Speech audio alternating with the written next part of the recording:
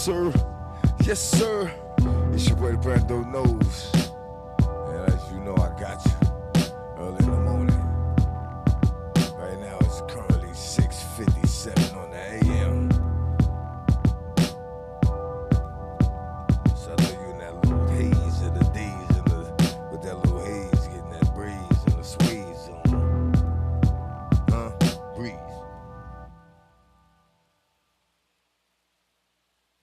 It's your boy Brando knows. And we about to get it clackety.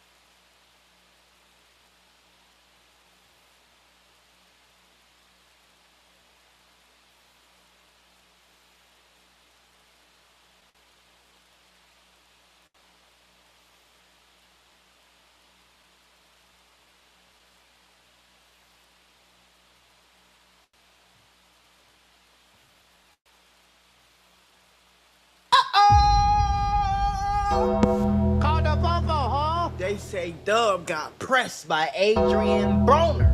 Adrien Broner said he about to get in the ring on you, homie. He about to get in the ring on you, homie. He's about to get in the ring on you, homie. He about to, he about to, oh, he about to, oh. Don't mess with me, AB, because see, you might know boxing, but I know crazy, nigga.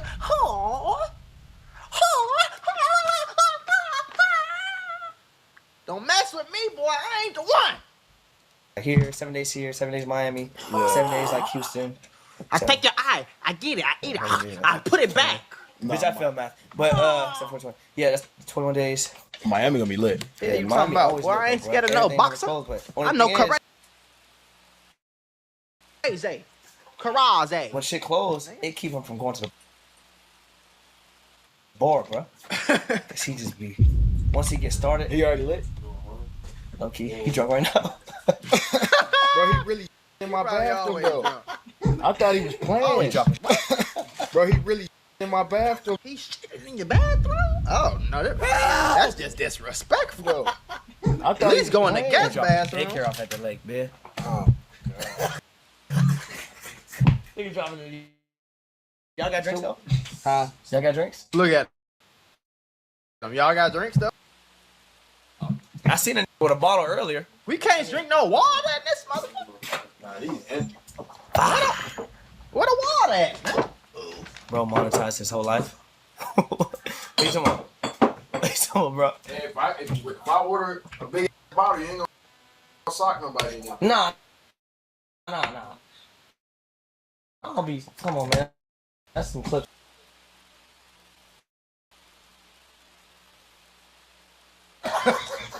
The clip make me look crazy, bro. I be chilling, man. I always say, I don't start problems. What if you want a problem? That's not a fucking problem. But sometimes I be looking for it. Well, not looking for it. But why you be looking for it? Not looking for it, but it's like if you like sneeze the wrong way, I feel like, why you sneeze like that, gang? I'm gonna be honest, I always thought like, a lot of times y'all, y'all really think I be hating people. Y'all be thinking I be hating people or whatever the case is, gang. But I'll notice like most people really don't understand content. Like I know that 99% of the things you see Dean the Great do is his ass just doing clips, like getting clips, like just doing a show. Half of that shit probably be fake, be a skit, whatever the case is. For some reason, y'all just think that my reactions are 100% just not skit at all, not funny at all, which I think is hilarious. That's off the liquor though. But why though? I don't know, bro. I need therapy, gang. I'm gonna get y'all some good clips today, man. Yeah. I'm gonna get some good PR clips. Nah, for sure, bro. I need some. I might need therapy, gang. You think I need therapy? I think so. Yeah. Everybody I needs think therapy, with though. boxing, I ain't though, gonna I lie. think that's just how it be. Thug Nasty Mom, appreciate that 10. Why you don't be doing like bro calls? I do it all the time. How often? Pretty often. Roll call. My real that would have great said this. You be doing Listen, y'all, YouTube and Meta might owe you up to $1,000 if you or your child grew up on social media. If you or your child spent years growing up on social media and experienced serious mental health issues, you should hear this. Recently, a jury just ordered Meta and YouTube to pay millions for their role in designing and promoting addictive platforms. They know that their apps can cause anxiety, depression, or body image issues. But they never shared those risks with us. They never made us sign anything. Now, we knew the risk. They just maximized their profits. And the recent historic verdict underscores the consequences of those decisions. But you better not worry. Morgan & Morgan is stepping up to hold these platforms accountable for the harm that they have caused. Click the link in my bio to take a very short questionnaire quiz because you might be entitled to a potential recovery of over $1,000.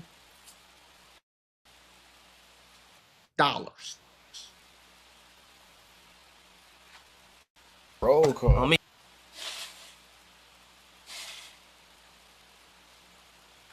Misplay. You be calling them out, right? Yeah. Misplay, Arkham, Ricky. Like, what you doing? They ain't something. They ain't gift you. Oh, you call that gives you. Yeah. I'm just giving free shout You just giving it right. Bro, hey, bro. Only subs? I should do only subs. Roll call on kick. Out of control, nigga. You tripping, boy. What?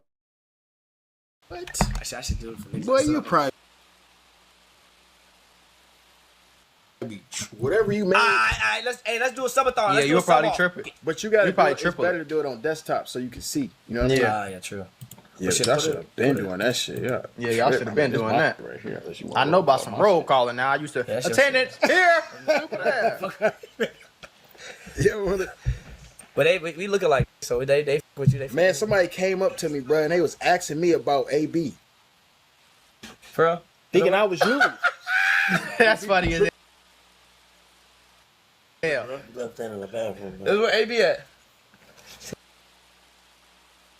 Man, you in my bathroom for real, Probably bro. He probably wiped his ass with that too. I ain't gonna lie.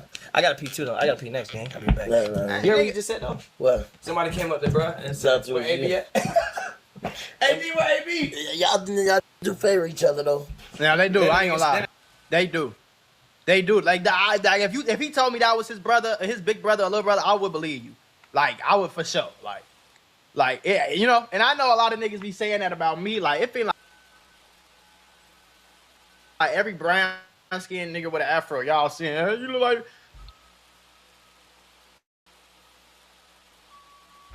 Say, But they really look What you like say? a little bit though. And that nigga Dean nose is crooked as hell. He got to get that fixed, man. He might not be able to smell right, breathe right. H-A-Y Dot, appreciate that 5. Y'all ain't gonna have to go in a different bathroom too, boy. This big ass house, y'all ain't nobody shitting on my toilet in my room other than me. Piss nobody. Me and my man. Streaming shit, man. Huh? I for the stream. Go ahead. You don't? Go ahead. Wait. What's that?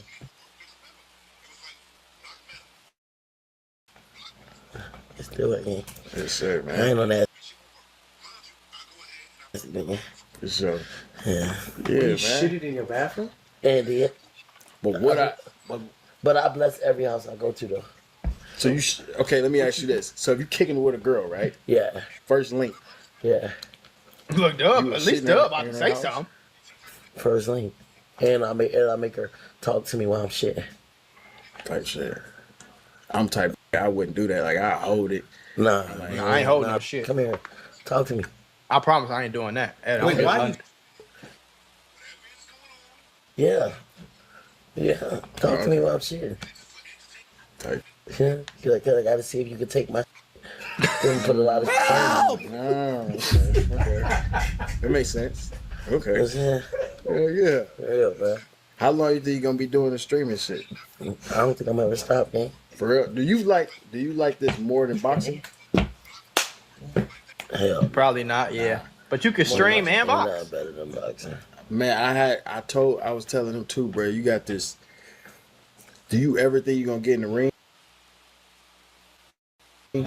Again. Wait, hold on, gang. We on his. I think y'all. You on my shit? Oh shit! All right, man. My Let bad. me get y'all a chair. Oh, we got. Please just wrap it up. We already up there. Yeah, we got it. I'm good right here, gang. Ain't sure. Okay. Ain't that y'all shit right there? Niggas ain't put. Yeah, Yep. okay. Indians, okay. Bro, I got the best script for you, AB. What? Do the streaming shit. Boom, boom. You gotta get in the Streaming ring. No, you gotta get in the ring. Just beat on a nigga one time. I ain't gonna lie though, Adrian Broner. What I would do if I was him, I would start my own like streamer boxing type brand risk type of thing. You know what I'm saying? I would, cause he know. Think about it. He's starting to learn. He know all the streamers now, and he already know all the boxers. So now, what if he could put them two together and get a retired boxer to, you know what I'm saying, something like that? I would go crazy like that. Beat on a nigga one time. Boom. It could be like, I know you used to fighting under the big, on the big screen, and shit, but if he did it Streaming. on the brand risk shit, the streaming shit, you know, see where I'm going? Yeah, he'll be better off doing this though, because it's more mainstream and it's with his own. Whatever, yeah, whatever makes sense to you. But why you switch mics? I think they probably pay him more too, respectfully. You gonna get a bag regardless. 100%. Hell yeah. Nah, for sure. You know they gotta pay me. You know they gotta pay Gotta me. do that, bro. Damn, it's crazy that Adrian. At least he came No, back no. though, cause I used to love him watching him box. This nigga ain't get in shape, and I'ma help him, and I'ma just get in shape. And yeah. Cause my shit starting to look like him, bro. Your stomach, God. for real? fighting August, right? Who he fighting off? Don't pull it out, gang. Whoa. That's a gut, boy. Shade. That's that alcohol gut, boy. too? Yes. The mic blow. How many shots y'all be taking? I don't even drink. I only like You know drinking, what, bro? I'ma I get- only drink because this fuck nigga be You making wanna fuck up today? I'm gonna get drunk with you. Ah, go get the liquor right now. Look, Like 18 bottles right that's here. the real. Fuck, cuz. Go get the liquor right now, homie. This nigga got a liquor store. This nigga got my all them empty though. this nigga got a mini liquor store. I'm already at Target if you want him to grab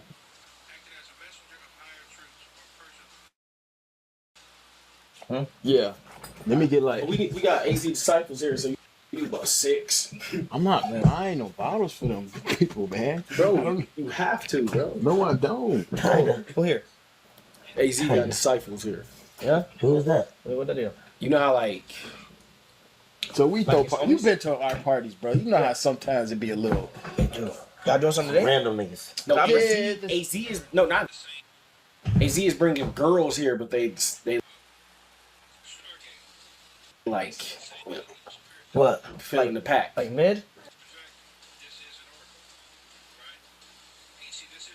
Yeah. No, Oh, I'm man. not doing it. Weirdo. Yeah, I ain't doing that. I ain't doing no mid bitches Man, I again. wish I could do that with you just did. Yeah, you can't do that, boy. Wait, your shit can't be that bad though. Why His you shit bad, boy. I ain't gonna lie, gang. Chrome heart. Can I see the full moon, gang? That ain't bad. Let me see. I ain't gonna lie. Oh, I ain't seen it, but I ain't seen it. Yeah, yeah, though. Yeah, when he put his head down. You It's got bad. Charleston White. He got But that my Charleston was White. worse though. My line was like right here. No, gang. I ain't gonna lie, bro. Hey, what's wrong with this nigga, man? Just go bald. Just go bald and have this shit right here. Do the nigga got a goatee with no mustache? Or is he just too damn dark to... I don't... Listen, man, I'm tell y'all right now, before I ever look like that, I'm going bald, nigga. Quick. Shave it off. Fuck you about. I'm talking about good, clean shave, too. What? I'm gonna grow my... shit, I ain't doing that. I did. That bitch Oh empty. my god. They gonna have to black spray my shit or something. I ain't walk around no hat You got a 24/7. Don Julio sponsor? You just got them shits posted up like a sponsor? I just be, it's overtime and drunk bitches. Hey, how many you want? Probably like Y'all got a brush? 2. I do got a brush. A brush. Said 2. Nigga, you ain't using my. Well, hold on, bro. Y'all came to this nigga house, shitted in his room, pissed in his room, but about to drink up all his liquor and use his brush. Nigga, you ain't even asked for the brush. Now you want the brush all of a sudden, bro. I ain't never shared no brush with no nigga. Chill, nigga. Stop that shit. Why are y'all fighting? Bro, this What are y'all fighting over a bro. brush All of a for? sudden, he want a brush, bro. But why y'all fighting over a brush? It's a brush. I ain't sharing no brush with no nigga. I don't know what nigga shit. I don't give a fuck what y'all talking You about. doing all that brush? That's my brush. Why y'all fighting over my brush? It don't even make sense. Don't you better go buy a new one. Come on, give me the brush, man. Hey, you did start that This brushing nigga annoying, shit, bro. I remember he used to be in his corner. He used to be in his corner brushing his hair. He'd be in the corner brushing his hair with his pops and shit. Yeah. Getting his waves right. You know what I mean? Yeah. I got an idea. Y'all want to see my idea is? Yeah, what it is? So I want to. You ever watch Impractical Jokers? Yeah. Yeah. Yeah. Oh, you want to set us up on a date? Yeah. So I'm gonna set y'all up on a date I one think by we did one. that. They did that. But I'm gonna tell you what this, Because you was using. Oh, with the 20v3 Yeah. too. Wait, was it? something like that. Yeah. But I'm gonna tell y'all.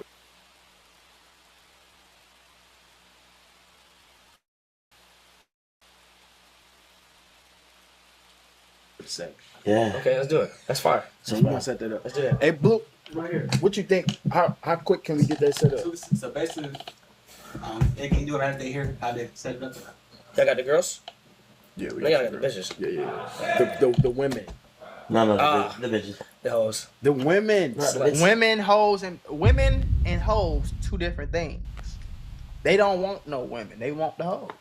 It's two different things.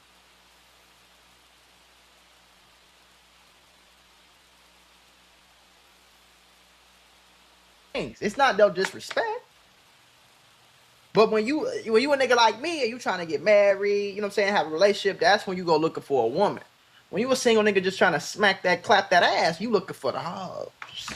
I'm putting you on sauce. man. Y'all ain't listening to me though. Y'all ain't listening to me. We gonna get some good clips today, bro. Annies. Are we gonna do it together or is it? Because he just gonna come about me. No. We separate. Okay, come on. Separate. And then But yeah, I feel like whoever. even if it is separate, he gonna get up out the chair. But look, So we though, gonna but we gonna do like. today. Hey, B. They're gonna make some shit up, right? Why you staring at Yeah, him why like you that? staring at me like that, bro? What's going on, man? Look at the what? You kind of look better.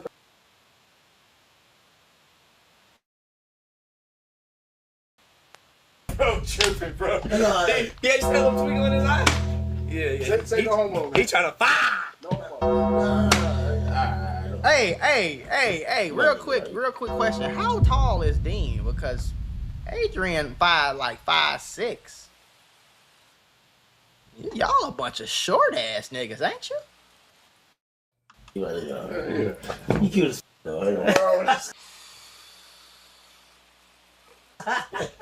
Bro, tripping, bro. What up, y'all? 5'6" is crazy.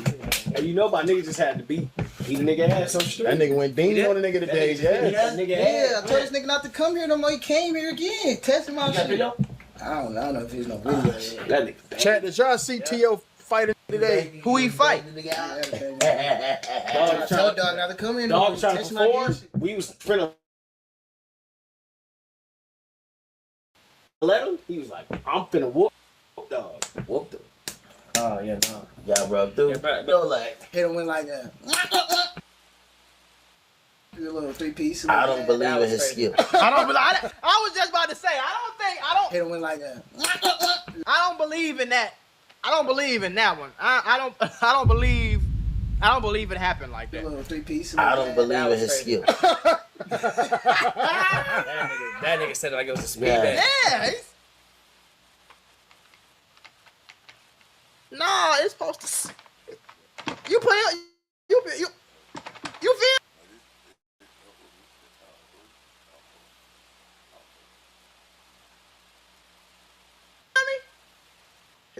said, I don't believe in your story no more, bro.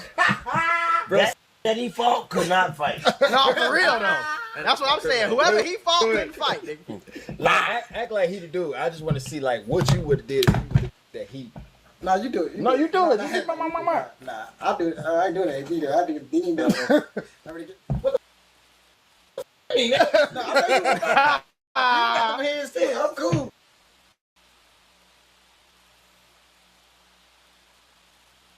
Oh my God, nigga. But look, I always say, if a know how to fight, 50-50. If he don't, I'm beating Just leave him. that nigga alone. I might just leave him Yeah, if alone. they don't know how to fight, I might not even fight him. They don't put it for me. But if they can know how to fight, it's 50-50. You could kind of tell when a nigga know how to fight. Like, He or if wasn't- he ever even been in a fight. It don't even be worth it. Like street fighting, that shit don't be worth it, bro. Nah, I ain't doing no street What this is, man? Y'all be crashing. You be fighting everybody. Nigga, what are you talking about?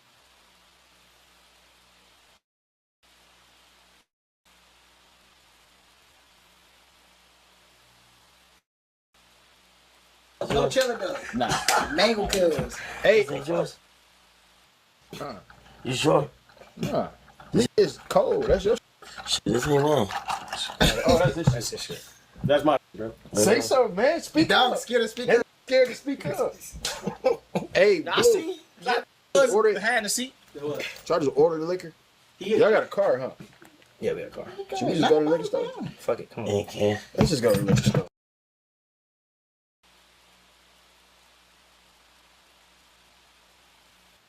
You want to go there? You got the camera? Is that a TBU? Wanna have half this Is that worth? Is that? Do you think that's worth it? This drink. The 30 No, I count? don't want it. No, that's good. It's good. Gonna What is have it? Have it. A girl just made it for me. Huh? So Tom don't get it? Because he there. He got it. Oh, here. It's probably right for the dynamic. It's just put up. Let's It's go. good. No. Just let the nigga get it.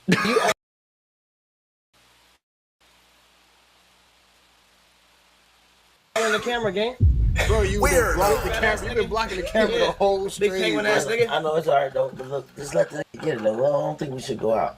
It's right here though. If it's right here. I know though, but I just don't think we should just waste time if somebody there already. They ain't wasting time. It's milking time. Yeah. Dumb nigga.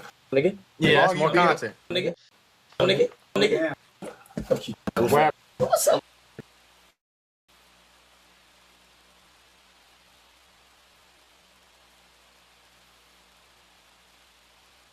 He already bought it. Is he on the way back? What I do? Yeah, like nigga, what you got something? What you got to do? Huh?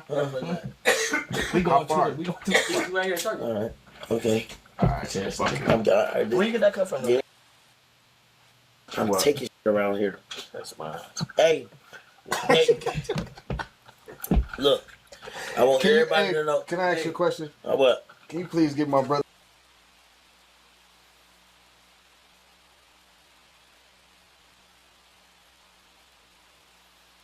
his drink back? He ain't getting it back. Damn, that nigga got robbed on the street and his own crib. No, I'm just saying. I just want everybody to know. Let me that say. I respect Let me. everybody over here. Hold on. Let me say. What you got in the cup anyway?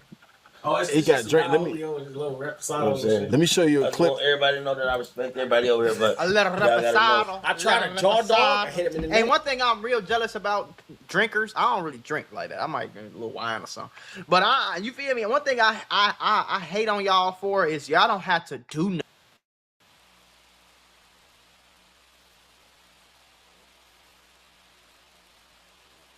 nothing. Like I hate that about drinkers, bro. Cause you know, smokers, we gotta break the loud down, roll it up, go outside. You know what I'm saying? Then you gotta change clothes, cause it ain't pee to be smelling like weed all the time. You gotta change clothes. Me personally, I take that shit serious, cause I hate anything that stink. Y'all might not even know that about me. Even though I smoke every day, I go outside. I don't want my house smelling like weed. I don't want my car smelling like. You feel me? I used to not give a damn, but now I don't want nothing smelling like loud. I don't want my hair smelling like. You know what I'm saying? So I go outside. When I go smoke, I change clothes. I put on a bonnet. I got one bonnet that I smoke in. Like, I gotta go through a whole process to smoke. Y'all niggas just pull up, drink, sip. Like, I'm so jealous. I'm hating. Necked his ass. accuracy, 58%.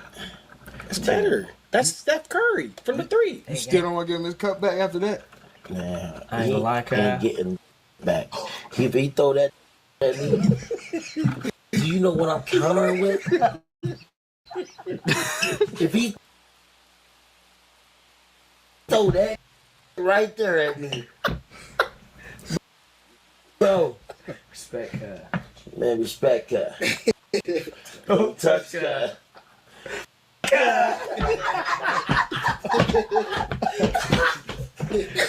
How far is it? Yeah, I can't even laugh for real where my veneer fell out. Damn. Let me see. You need to go walk into the You need to go. doctor. You need to go to another doctor. They close on the weekend. Walk in there and stop. And they, I got a doctor you go see right now. Bam! I got it. They need it. Wait, what, the back? Right here. Yeah. Yeah. That shit just fell out? Just fell out. Damn. Like dentures. Was there not a tooth like in it? I got the tooth. No, he got the tooth is crazy. Go get God some damn. Damn. Go get some soup. Let me see. No, that's crazy, bro. How they gonna stick that back in your mouth though? Figure it out. Nah, bro. Let me see. Yeah, get them. You gotta get your bread back. And you got insurance on it? Yep. 20 years, 25 years. Okay. You got the with the porcelains? That nigga done bit a bone. I've been to Starburst.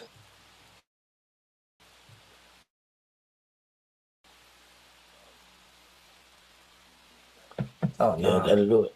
No, that's crazy. Walk into that. Just go in So I there wanna and do a just quick little start tour? yelling at him. Come on. Hold I on. know you already seen the But- but- spot. They call it But plug your before mouth. we do that, Where's the I'm liquor? gonna drink his drink. I'm gonna see what he be I mean, doing. just at least look at me while you do it. Just let me know how I'm on. Whoa! Why you want him to look at you? No, that sounds kind of crazy. Hey, should I look at him? Look that brother. That's his brother, so. Good.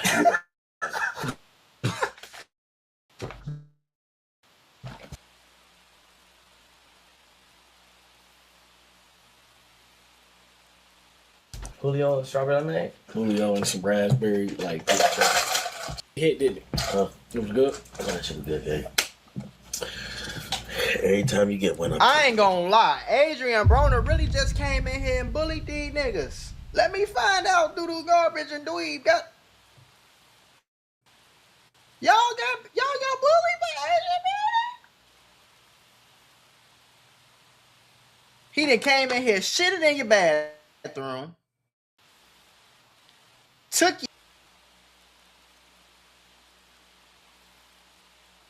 your cup, used your brush, sent his homie in there to pee in your bathroom, and he about to drink liquor that you pay for. Adrian pimping. He's straight up pimping. He pimping and he bullying, and it needs to stop. Call if y'all need me. Call me now. They call me the box buster because I come through with the crazy.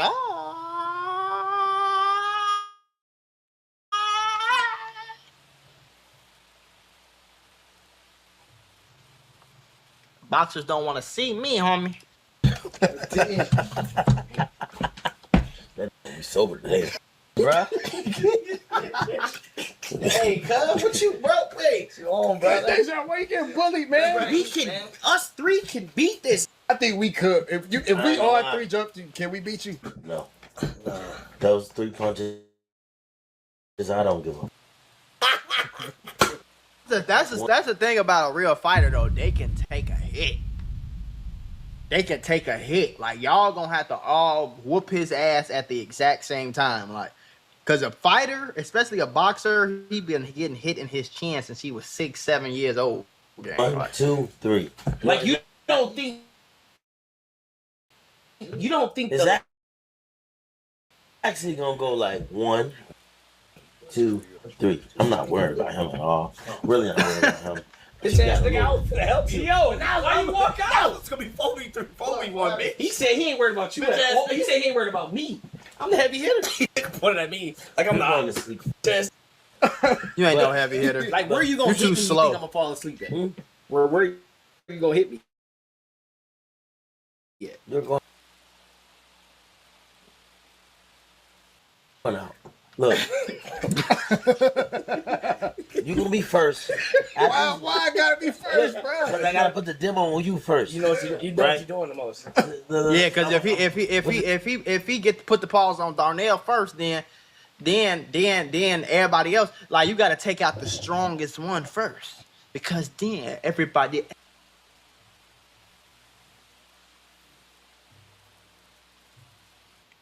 else will know that you are not to be far away.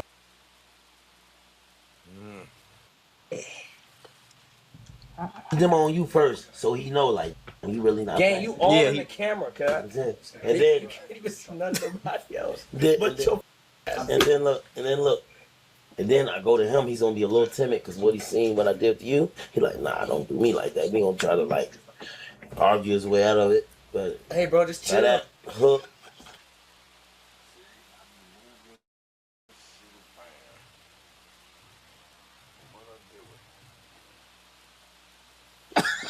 and Hey, then, chill. and then once I go to him, he's already in defensive mode. But I wouldn't even hook. And then him, he's just guilty by association. Because I feel like he on y'all side because he's like, this is y'all life. Say So, you ain't with me. you know what I'm saying? I just feel like he on y'all side. So what about my KC4 right here? No. He gonna give me some water. Okay. He gonna like, you good? Yeah. You good? It's crazy, bro. Them niggas, they was tripping, cuz. But you got Big AC ready to die for shit around this motherfucker. Oh, nah, he going straight to Check his hips. I'm gonna check his hips. yeah. He going straight to sleep on mamas, bro. He ready to die. No.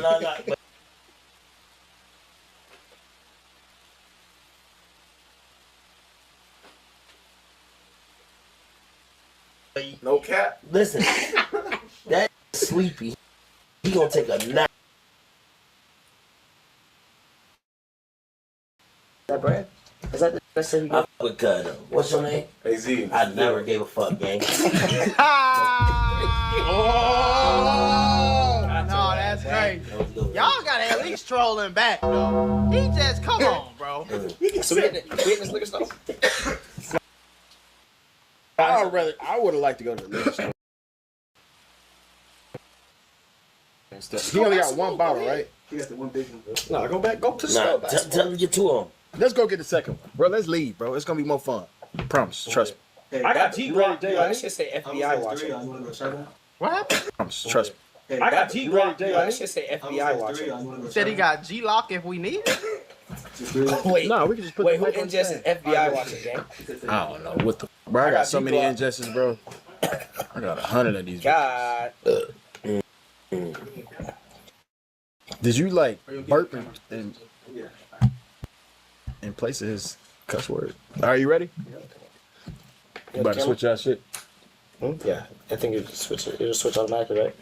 Yeah. You just switch automatically, right? Yeah. Can y'all see me, chat? On the other streamers. I put a 4. Yeah, bro. I go, yo. How you like kick? Let me see let me see Darnell's setup. What he got going on over there, man? Technical. How you He like got kick? two. He got 2 screens. I got 3 screens. I know I'm like extra. Quit it. I'm jumping back and forth though. I ain't gonna lie. Like I be jumping back because you never tried Twitch, did you?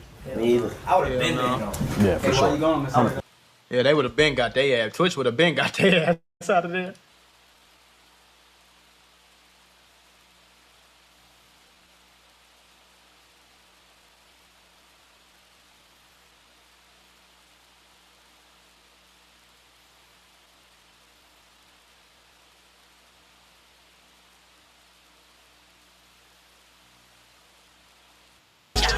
They got me feeling like I'm academics.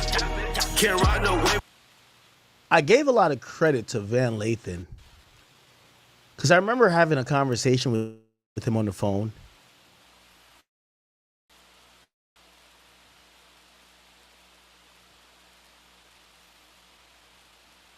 And I forgot what the conversation was about. And he said, like, the first conversation that we had, he was kind of like, yo, act. Like he was almost kind of like saying, "Ak, you're a little bit out there now. Like yo, Ak, you're super smart. Like yo, what's going on?" So I'm telling him all these things. I'm like, and he says, "Well, okay, all right, you're making a lot of sense. That's not in my wheelhouse." Then he divulges something to me, and he basically, I was basically saying, "Listen, Rock Nation is the invisible hand in the industry. Like respectfully, they're the invisible hand, right? They're the only entity that has some cultural, like they have cultural necessity, but they have a heavy-handed approach, but it's not within the normal figures. I think at this point, if Jay-Z came out to tell you,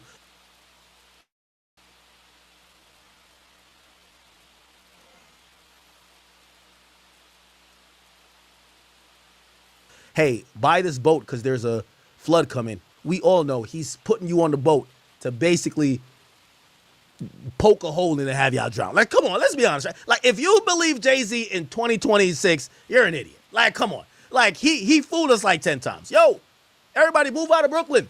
We got, like, some good project for you. We got to bring the arena in.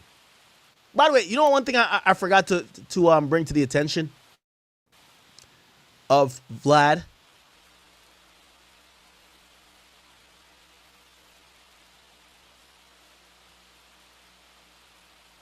And I'm pretty sure, see, people like Vlad, I don't think Vlad is, he's not a paid shill. He's intellectual ignorant. And also, a lot of things, until it affects you in some way, you're going to chalk it up as coincidences, right? Now, this is going to be a coincidence for most people going to talk about it. So if you guys don't know, back in I think the year is 2014. Let's look at 2014.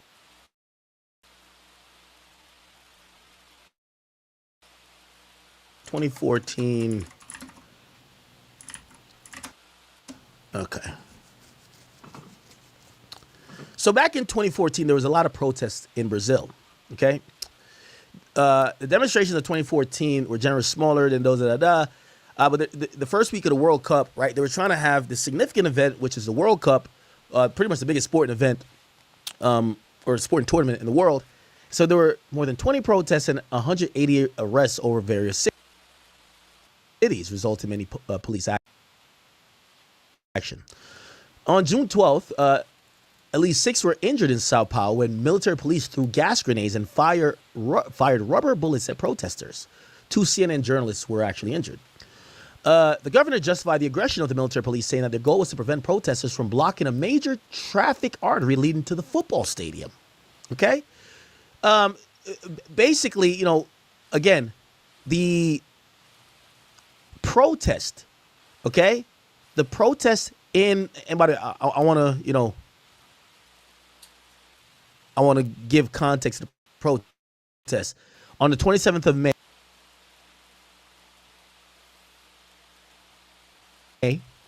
or actually, on 27th of May, 2 protesters blocked the streets in Brasilia near the monumental Axis, causing a congestion. Among protesters were 300 aboriginals who went to the capital to protest changes in laws concerning the demarcation of indigenous land. Okay, I know we're in America. We don't give a fuck about what's going on in Brazil.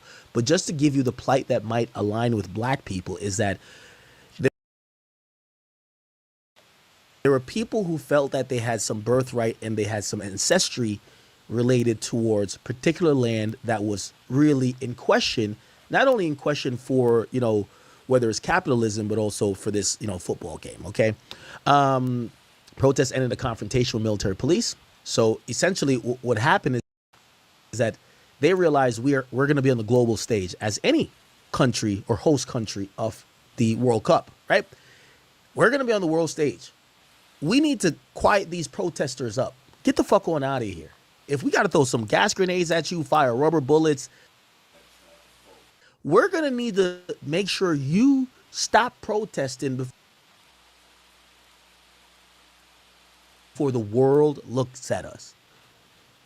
Essentially, it was mayhem. It was a bad look. A lot of humanitarians said, well, is it worth having a football game in a place that is so socially, is socially broken? People are not happy with what's going on here. The World Cup is to bring people together, not to actually highlight. And I mean, it kind of does both at the end of the day. Highlight the problems of that particular society. Now, that's the context of what's going on in Brazil in 2014. There's an interest to the email, which I don't know why no one wants to talk about it. This is Jess Staley. This is the person who is the CEO of the Barclays. Okay, the Barclays, right? It's a financial institution. They also eventually do a sponsorship with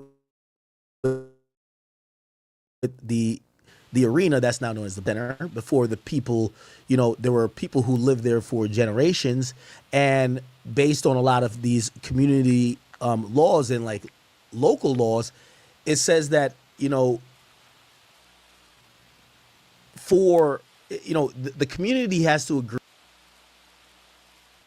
Like the government can't just say get up and move, right? That's normal gentrification. Like usually there's going to be a big building that's brought to the hood. They go to people, they offer a buyout that they can't refuse. And, if a few people say no, because the old grandma that says I'm not moving, it gets a little bit legal, but, they'll figure it out, right? Essentially, a lot of people, they love that particular place that they lived in Brooklyn. And there was plans to build a arena there. In trying to get it all approved, there was many meetings, many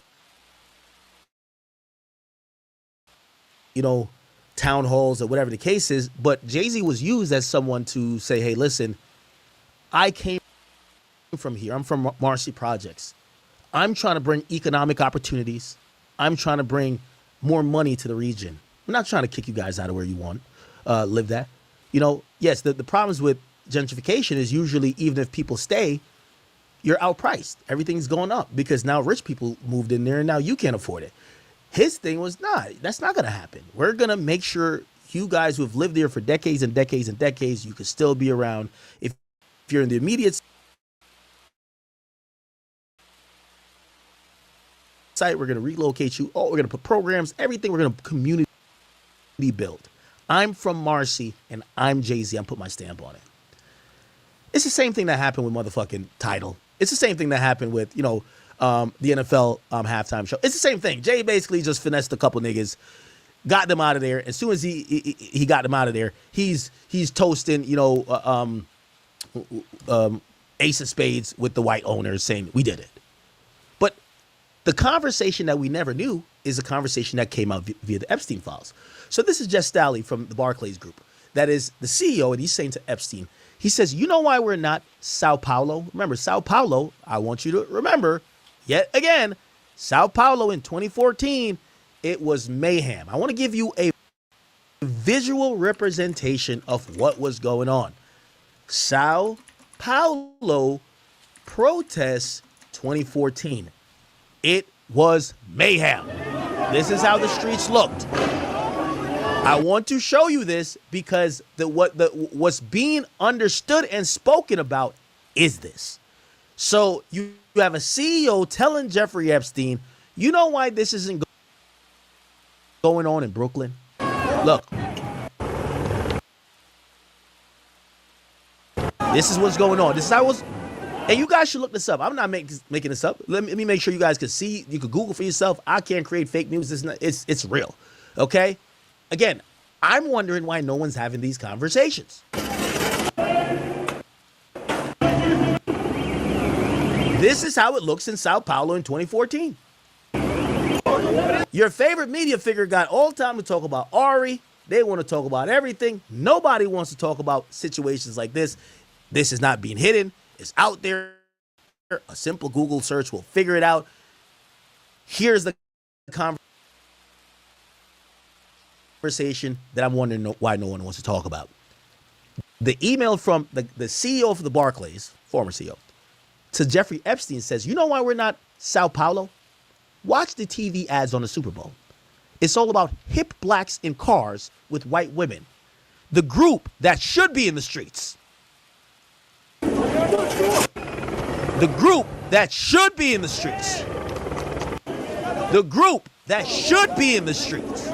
Let me say one more time. The group that should be even though white billionaires are saying, thank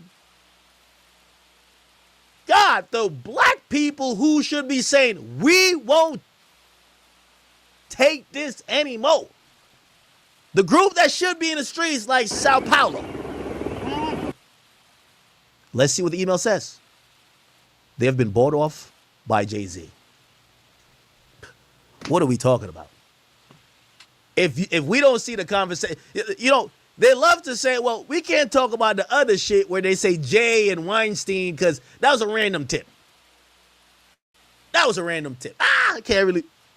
This is an email from a verifiable CEO to Jeffrey Epstein that they don't know culture.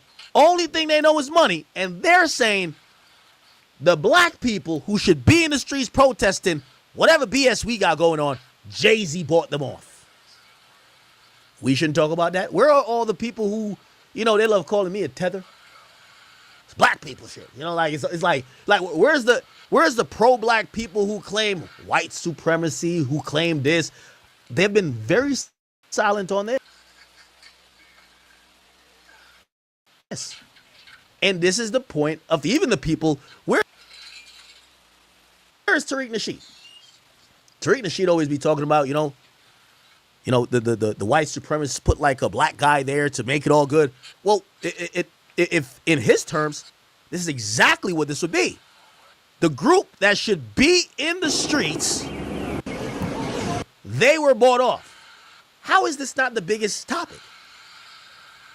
Oh, nah, y'all just pulling up. Now y'all pulling up like random tips. Let's see if we can find who these people are. Jess Stolly. This is him.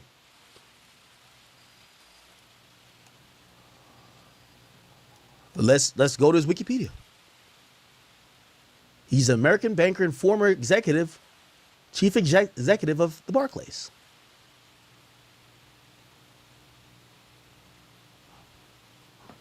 Okay. Man, y'all got it, man. Y'all got it. I also realize at this point I'm like talking to myself, right? Like I think I wouldn't be surprised if they're like, yo, put Nicki Minaj and academics in a straight jacket and get them out of here. Because I think like I'm pointing out like anything I'm gonna tell you, I'm gonna put it on the screen. Nobody wants to talk about it. All right, cool. It is what it is. It is what it is, bro. It is what it is. I feel like at some point, y'all are going to hear academics is crazy. They're going to make up some other lie about me. The distraction is coming. They try to pivot us a couple of times, but the distraction is coming. I'm trying to lock back in on the conversation. And again, I'm not going to attack my media compadres.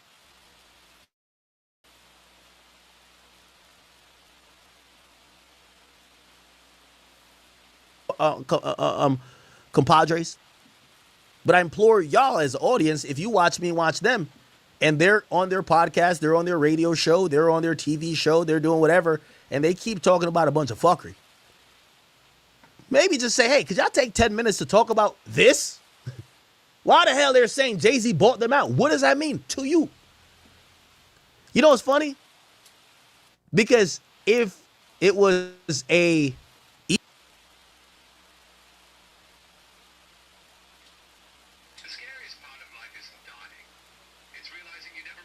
email saying, thank God the dumb black people who are Republicans, Trump bought out, it would be all over the place.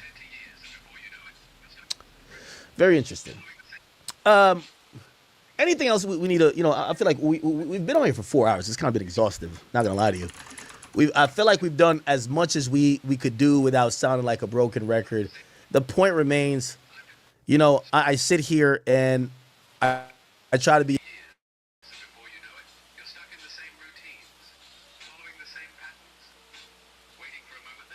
a beacon of truth. I'm not perfect myself. I also don't come to y'all as if I don't have my own biases. And, I try to, if I do have a bias, I tell y'all. right? Like, you know, and I would respect that a little bit more of my media, you know, conglomerate people, where if they're like, yo, me and Jay-Z got a business together. Fuck you, nigga. We ain't talking about that. I'd be like, all right, I get it. But they're acting like they have zero affiliation. Like, when I get on here and it's whatever, I'll be like, yo, that's my man's. I'll tell you. Like, oh, that's my boy. You know, that's my, like, what you want me to be the harshest critic of my boy? You know what I mean? Like, come on, let somebody else do it for a second. I'm okay with telling people, yeah, you know, we're all human. Everybody got a little bit of. Everybody's acting like they call it down the middle, yet they are ignored. They're like, we don't see it and we don't hear it. It's the same time. We don't see it, we don't hear it. We don't see it, we don't hear it. We don't see it. I'm like, Jesus Christ. Like, pick a struggle. What? That's where we're at. Okay.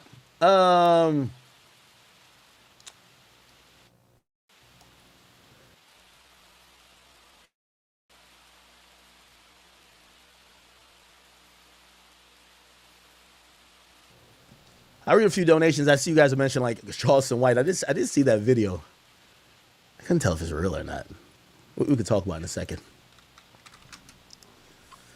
I don't know. I also got a lot of people giving me messages saying we are concerned for you because it's not that your counterparts don't see what's going on. They're just smarter to talk about it, as you seem to not give a damn about your own,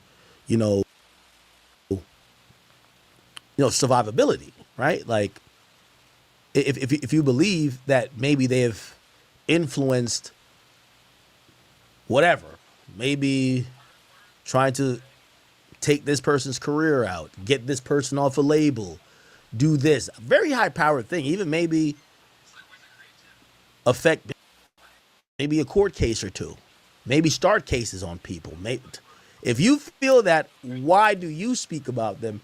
And I agree. So, there is a part of it that, like, this is probably why I ask my counterparts to like jump in, because I'm like, yo, it's at the point where they've attacked everybody. The next only person, if they have a list of people, they're like, we need to shut the fuck up.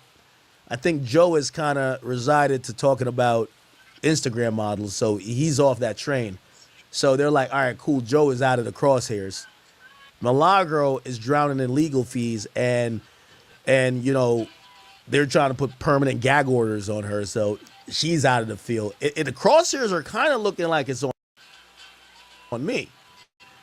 And I'm kind of like looking for, is there anybody that's interested in fighting a good fight? Or is it just me versus whatever? And I do see Nicki Minaj over there. And again, I always say, like, I'm not agreeing with everything Nicki's ever said about everybody. But there is certain things she's mentioning about Rock Nation, and I'm going to call it a cabal, right? For lack of better words.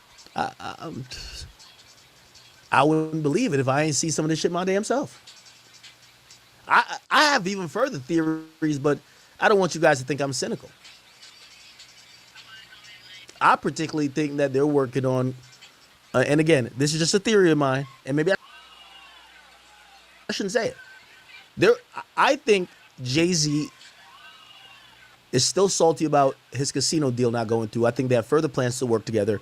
And let's just say, without getting too far into it, I think that there's certain things with casinos, maybe online ones, that maybe other people or other rappers represent that is being maybe attacked by a conglomerate associated to that rapper or mogul or whatever. That might be with another casino. I don't know. There's some things that starting to peep. Again, this shit bigger than Nino Brown. Just remember that. This shit bigger than Nino Brown. It's a lot of shit going on here. It's a lot of shit. If you think some of this, like I looked at some it always starts in the same way. There's a random lawsuit filed. They name They name meme pages, okay? And they made Ross. They name a popular rapper, but really it's centered around like a casino, okay? But it's disguised when you look into the people who's following it. It's some random, like two random people, but they're backed by another high-powered, multi-thousand per hour law firm. Who's funding it? You do a little bit more digging and see what's going on. Again, I'm not saying everything is good or bad. I'm just saying there's a lot of hidden, I keep telling you, the invisible hand. The invisible hand. I think, I'm going to be a little bit vague, but I think two rappers are at odds and at war, and it's legally and abundantly way more than what we're thinking about. And I think a lot of the legal moves you see is not just random shit. It's playing into whatever these other people's moves are. I'm going to digress when it comes to that. If you do the research, maybe you'll connect a couple of dots. I think that will also manifest itself, that I'll speak about it later. Everything sounds a little bit crazy until it's not, unfortunately. Yeah, let me read a couple donations here. Thank you guys for even tuning in. And again, if you want me to break down, again, I know we kind of started with the obvious, the tweet from DJ Vlad. I didn't want to keep him too long, even though we kept him for 2 hours. I'll give you the real quick breakdown before I read these donations. Yes, he did come out and said he's playing around. But every statement he made, there is conversation that's bigger than just the statement. We're not saying any of these statements are actually accurate. We're saying there's a lot more questions to be asked about anything. He says Roc Nation paying him to support Megan. Well, I would like for the discussion to be, who are the people that Roc Nation has done business with in the media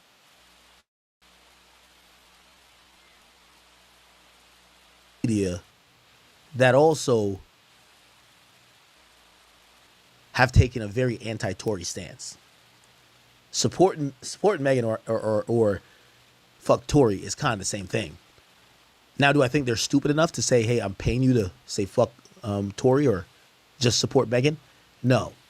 But I've been in this game a long time. Again, all you got to do is get in business with that person. Remember that. Incentivize them. Oh, they paid off all the jury members to convict Tory.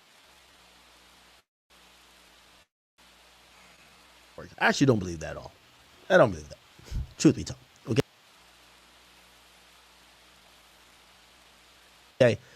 I think they were shrewd enough in jury selection. I do believe the prosecutors, but I wouldn't connect anything to them. They bribed the judge. Okay. Jay-Z does the verse for the Grandson new album. Now, that I don't agree with, but this is where we get a little bit in a very gray area. If you guys looked at not necessarily the trial with Tory, but specifically the trial with Milagro, you would notice there was an overarching or overwhelming amount of motion denied on behalf of the defendant as opposed to the plaintiff. That was a little bit odd. Now, I would never say or utter that I believe they got paid off because I have no proof. But I do believe there was some influence there. And that's where, again, I'm not going to say it's only unique to maybe this particular situation. I think when you have a lot of power,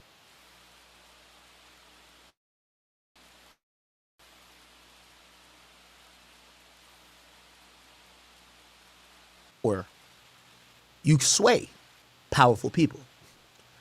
I want to give you one example when it comes to, again, not the criminal case, but I want to say the civil case, because I saw a lot of crazy shit when it came to that.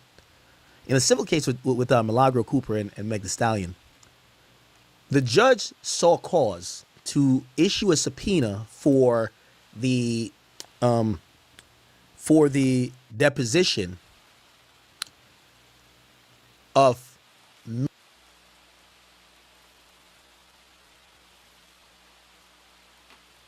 many different people. I was one of them. They thought that Aiden Ross should sit before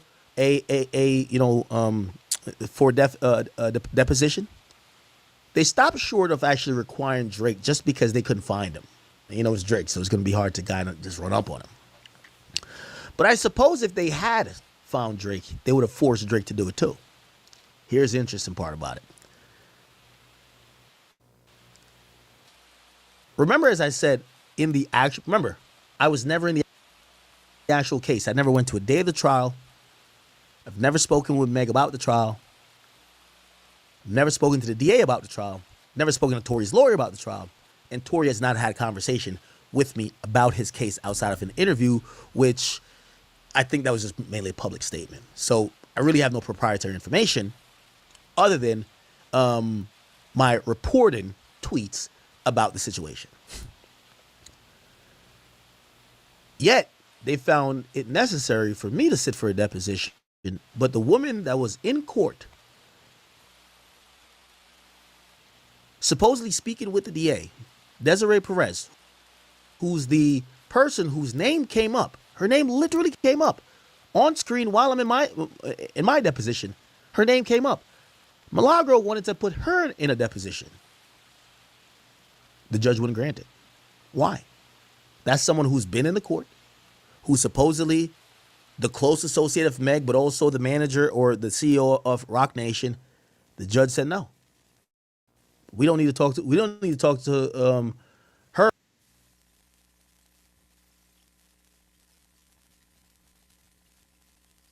But we need to talk to academics and Aiden Ross. It's interesting. So when it comes to influence, I look at that and I say that was a little bit sus.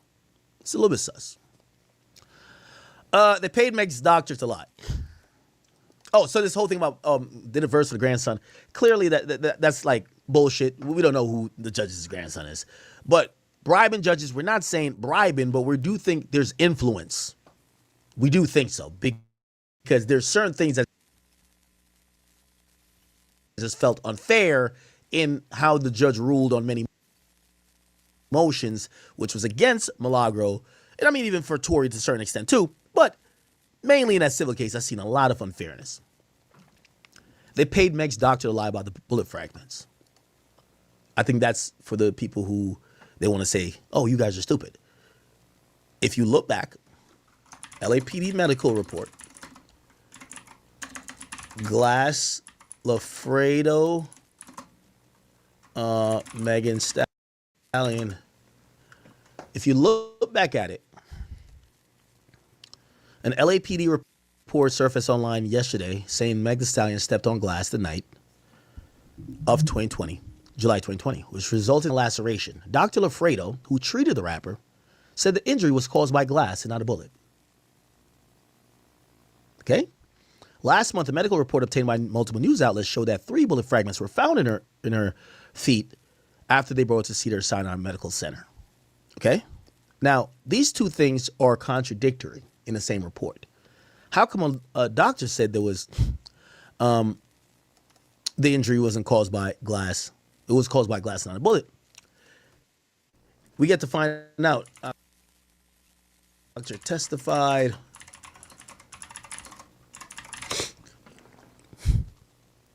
We get to realize it was a different doctor. It's a doctor, I believe, that was an orthopedic doctor. His name is not Lafredo. His name is, let's see, doctor. Okay. Dr. Lee Haruno. He's the one that was in orthopedic. So the first doctor, because they did not know the extent of the injury, they said, okay, she told us she stepped on glass. It looks like we see lacerations. It's probably glass. Okay. Further examination by another doctor said no. There is bullet fragments. There's 2 metallic foreign bodies there. Okay. Now, this idea that Vlad is saying people are paid off. Well, you have 2 conflicting things. So let's Google it again. Dr. Leoruno, right? And Lafredo. Let's Yeah.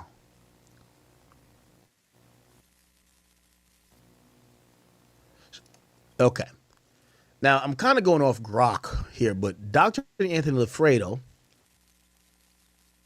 he's the ER doctor. He initially treated Meg Thee Stallion. She told him she stepped on glass. So the paperwork that he wrote up says she stepped on glass. Now, this idea that people are stupid for believing she stepped on glass, well, she not only continued the lie that, well, we're saying that was a lie, that she stepped on glass to the police that met her. When she first gets to the ER, she says, I stepped on glass. They look at her foot. They're not looking too deep in. They're believing her. She ain't saying nothing about getting shot. To the initial eyes of that doctor, they wrote in the medical report that was attached to the police report, stepped on glass. Subsequent x-rays, right? Later surgery by Dr. Lee Haruno confirmed bullet fragments. So there's two doctors. One said consistent with stepping on glass. The other did x-rays and said there's bullet fragments. It's not people being stupid. Yeah. I get it why you're skeptical. Yeah, you hear me out there? If you hear two different things from two different doctors.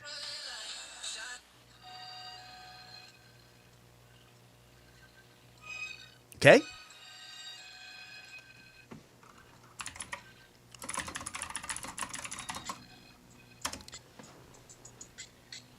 When she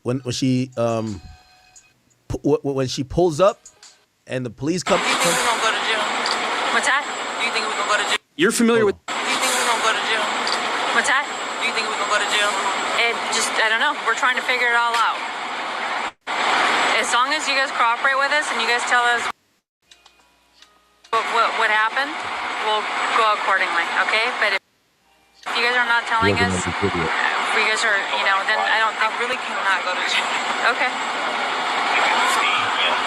I cannot. Now, this idea, just remember that, this idea, as Vlad would say, well, why would someone call from jail to apologize? That's actually a great question. I like Vlad asking that question because that shows someone thinking and someone saying. Why would a man call to apologize to a woman who, as Vlad said, put him in jail? Well, I'm acknowledging that because I'm sane and I'm logical. Let me ask you this question. Why would a victim then say, am I going to go to jail? They don't like when you ask questions back. They only like to tell you the narrative, right? So remember Vlad said, well, why would Tory call from jail and apologize to the woman who put him in jail? That's an amazing question. Well, how about this question? Why would the woman who got shot by Tory, supposedly, ask the cops, am I going to go to jail? Nobody wants to talk about that. Again, I'm not here. This is also not me defending this Tory thing. I'm trying to tell you why I'm here to support people that got questions. Trust your gut. Trust your gut. Because these people don't want to hear no more of this. Go to jail. I don't know. We're trying to figure it all out. As long as you guys cooperate with us and you guys tell us what happened, we'll go accordingly, okay? But if you guys are not telling us, if you guys are, then I don't think. I really cannot go to jail. Okay. I really can't go to jail. Wait, ain't you the one shot? Wait, hold up now. They said when Tory was on the shit, apologizing to Meg, saying, man, I was so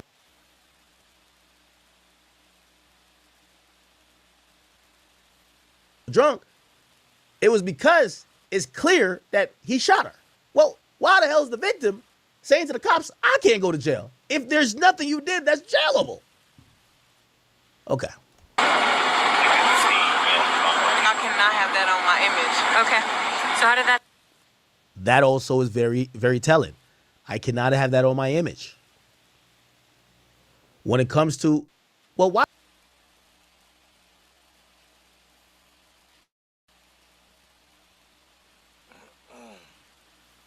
would Meg want the narrative to be, this guy shot me and I'm a victim? She says it to the cops that night. I can't have this type of stuff on my image. What happened to you? Glass. Glass? Where? Where we were coming from.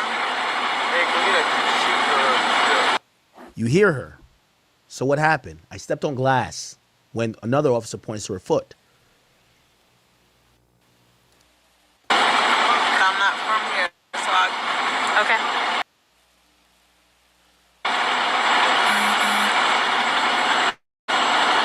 That's the only place you got shot at? That's the only place you got shot? I didn't get shot. You did. Yeah, I hear that part, right? You sure you ain't get shot? I didn't get shot. That's the only place you got shot at? That's the only place you got shot? I didn't get shot. Oh, you didn't? No, ma'am. I mean, no, sir.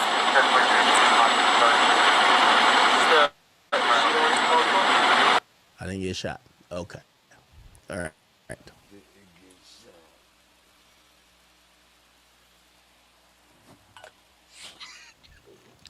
So let's keep it going. We're just going to go down this one more time. Again, we're here already. The LA police are all on Jay-Z's payroll. It doesn't stop with LA. But you're not really ready to hear that part. Well, the reason why Rock Nation probably loves this tweet by Vlad, because he's being so overt and so speculative that, yes, if you believe everything to the T of what he's saying, they could label you as an idiot. Here's the problem. Not necessarily the LA police are on Jay-Z's payroll, but we should probably look at the police in this case, period. Their investigation, after getting reports that shots were fired and they see a woman bleeding, they even write she stepped on glass. With no proper examination, they hold her there. She's telling them the same thing.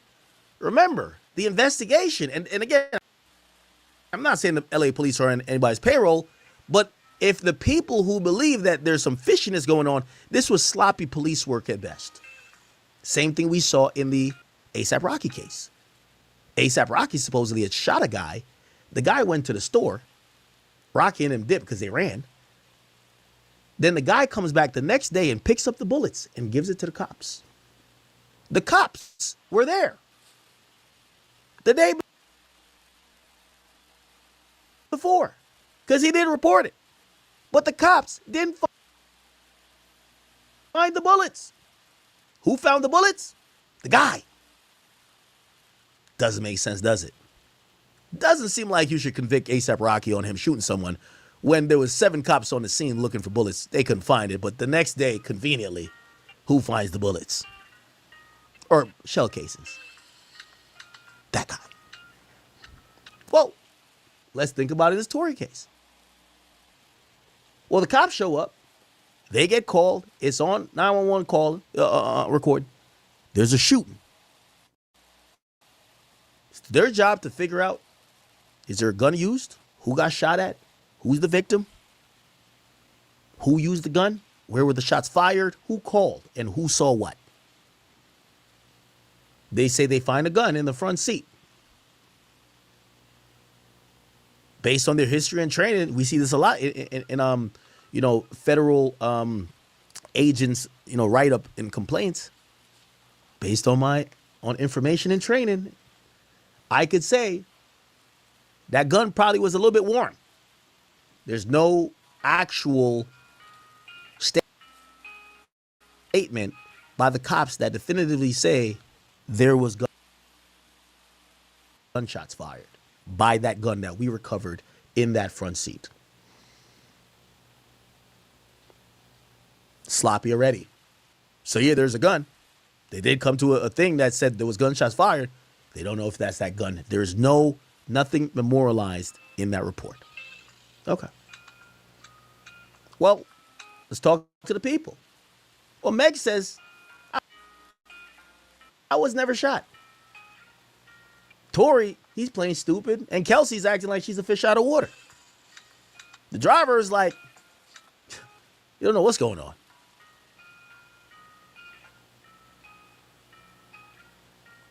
So what do they have to do? They have to go ask witnesses what the hell happened. They get a few witnesses. One supposedly is the critical witness. That's their house is across the street and within the closest proximity that they heard the shots before they looked out the window to kind of see a physical representation of what was going on. No, actually, let me correct that. They heard an argument. That's how close they are. It's like, imagine hearing an argument outside. You go to the window, you see something, you see a struggle, then you see shots. The person who's an eyewitness is Sean Kelly.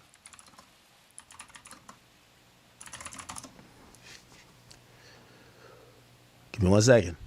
Where is it at?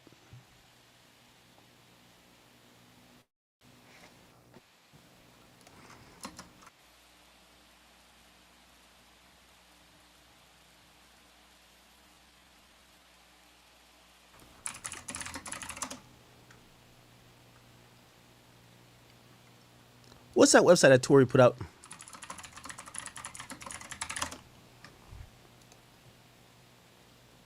Let's see if we can find it.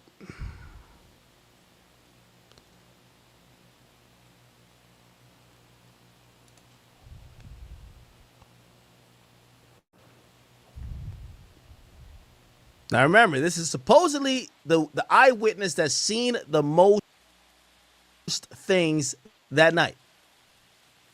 Again, I don't want to make this about Tory, honestly, but it is important. So that night, this is what they remember. No one in the car is giving it up. No one is saying what really happened. Meg says she ain't get shot. Tory is saying whatever.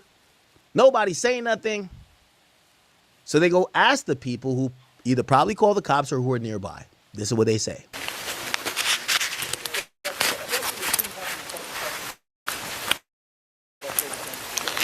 But no, it didn't. No? They shot out of the car? The windows were open, that's why it sounded like either way. Yeah, I didn't know they were on my side. The girl opened the door. It was two girls fighting, and then they. Two girls fighting. Open the door. The girl opened the door. It was two girls fighting, and then they shot. And she got out of the car and crawled over. Okay. Let's look at the transcript. I have to make this. Damn, I didn't know I cropped everything out like that.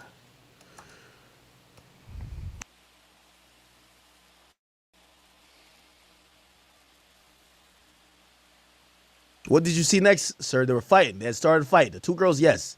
When you say the two girls fighting, could you describe? Okay, this is in court. So it looks like he says one thing in the body cam, but he's speaking to the women. Respect your haters, because they the ones who already. He also kind of describes it initially on the stand, and then. That's why they watch you like that. They know when you post. They see your story the second it. Oh, no. This is a statement to investigators. Oh, never mind. Because he switches his statement on the stand. Sorry. The doors of the Escalade open, and the girl come out and pull open the passenger door and started screaming and yelling at somebody in the car. So the girl who came out of the passenger, you're talking about the front. The rear passenger. So the girl comes out of the rear passenger and she goes to the front passenger. Yes. And she opens up the car door. Yes. And then what happens? They're screaming and shouting at each other, and they start fighting. The two girls. Yeah, I can see one feet coming out trying to kick her, and the other one's fighting, and then the passenger gets out. So the girl who does the punching and the kicking is the girl that comes out of the back passenger? Can we stop there? Because I don't want to. I'll tell you, and then I want to get my sons on it. Yeah, I understand. And it's loud with the cars. I don't really want to. So basically, the car stopped. The girl in the back got out, started screaming.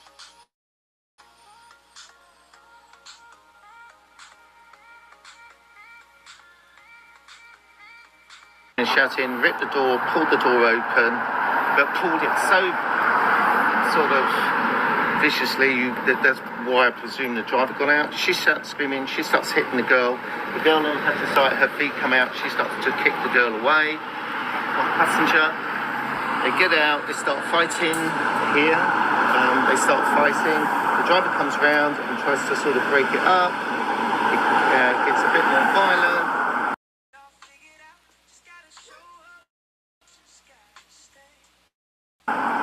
And between them, the girl then climbs back into the front driver passenger seat. Where's the shorter black guy? He's in the back. He's in the back of the car? Okay. Ironically, they say Tory's in the back, but they later charged Tory with gun possession because they say the gun was under the front passenger seat. And Tory was sitting there. Possessions is 9/10 of the law. He's the closest person to the gun.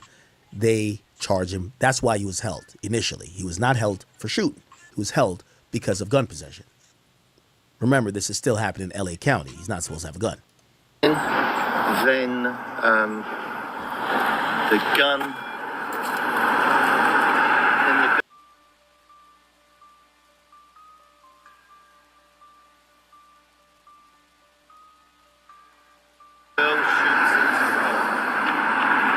It's important. Then the girl shoots. The girl shoots. So the driver's door is open. You're seeing the girl shoot? Can I help you? I think, is it this house? Yes. I'm so sorry. Okay. So you see the girl doing the shooting? I see what appears to be the girl standing here and shooting into the car. That's what it looked like to me. But it was dark, and So one of the most important witnesses, or should be, because it's the only eyewitness that's not in the car, even though I personally think the main important witness should have been the driver. He's the only sober one. However, he goes ghost. But the witness states that day the girls did the shooting.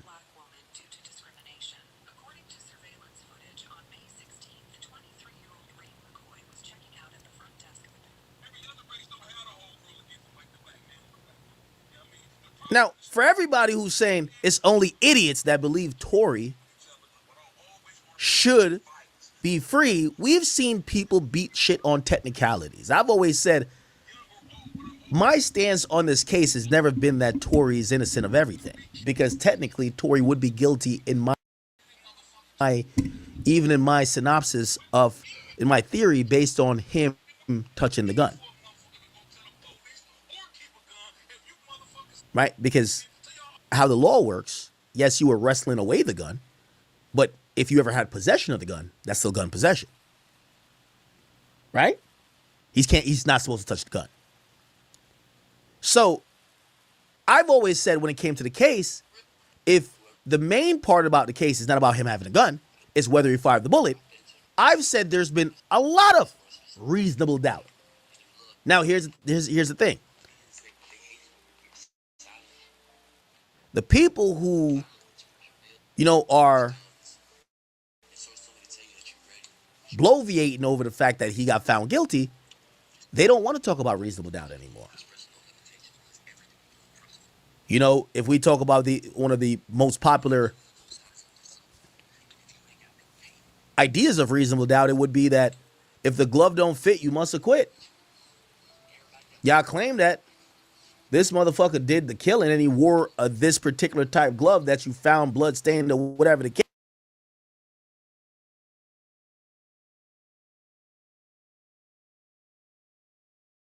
is. Let's see if this guy could fit the glove, which would probably mean he could have worn it. It can't fit. Well, y'all know what y'all should do? It's more than likely he didn't wear this glove. If the story goes that he wore the glove, you must acquit him.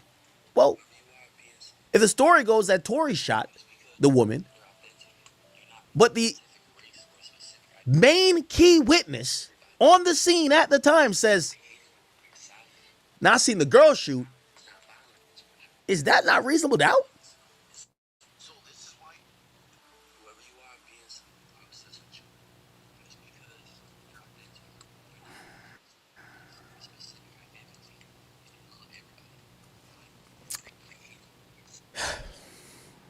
Interesting. Okay. I'm not here to necessarily go back and forth. I'm just trying to get all of that. Okay. So the point what I got into that to say is that the LA police did sloppy work. Okay? If they were interested in pursuing charges of aggravated assault on anybody that night, I particularly think they should have not only got the contact info, which they did, of Sean Kelly, but they should have brought him down to the precinct.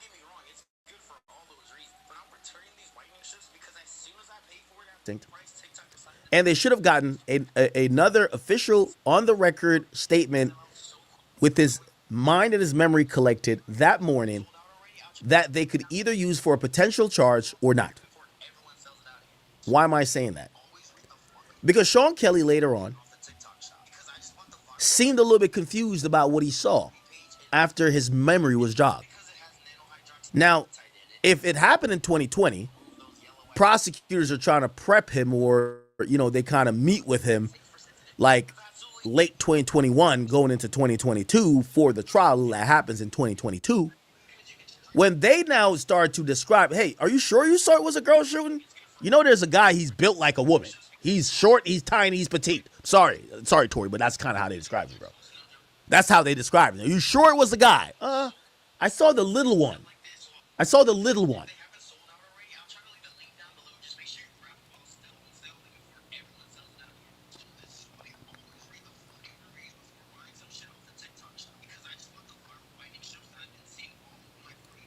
They're going to make a lot of references.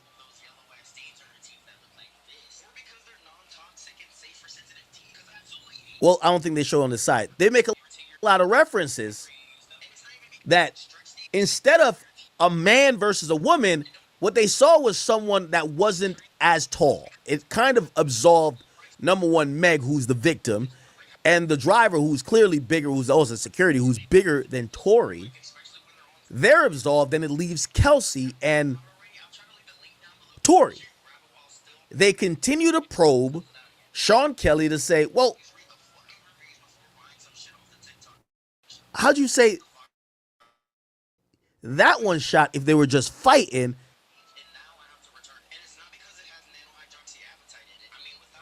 And by the time he gets back on the stand during the trial, he's basically saying, I guess Tory, he doesn't know. He doesn't know. What's not taken into consideration is that what he said the night his memory was the most clear. They should have brought him into the station the next day, let him sit down. Yo, he's getting asked, hey, am I on the right street? Like, he's distracted. Where's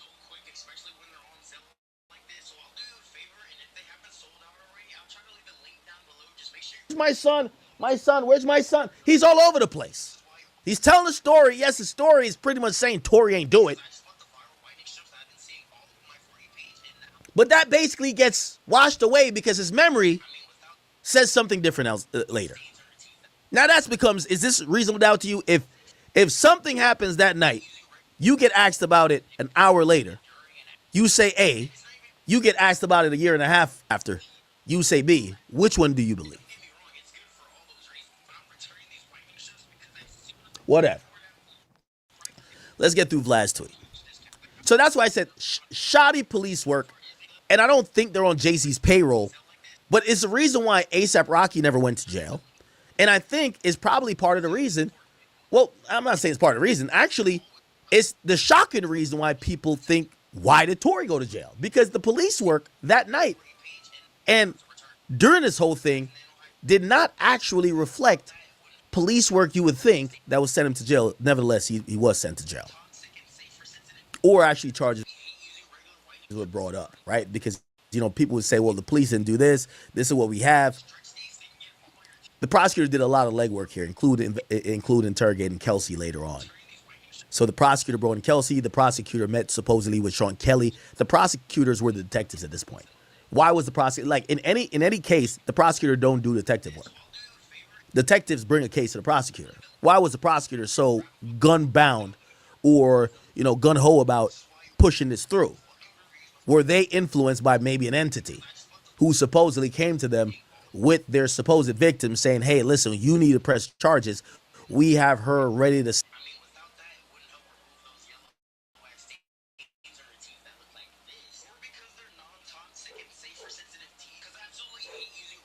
say that she was shot. Press these fucking charges. So now you have the prosecution arm who's now acting like a detective because all the people who said A during when the LAPD talked to them, they're now down to say, oh, maybe I don't remember anymore. Or actually, let me think. Interesting. The Mexican guy who stabbed Tory, who do you think paid him to do it? You already know the answer to that. Now, I'm going to be honest with you. I really don't think somebody sent that guy to stab Tory.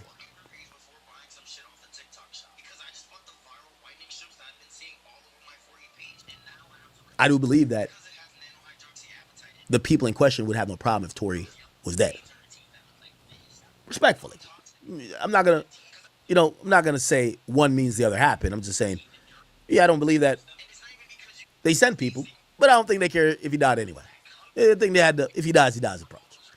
The 3 Supreme Court judges who denied Tory's appeal are all paid off by the Rock Mafia. Now, what's a little bit disingenuous by Vlad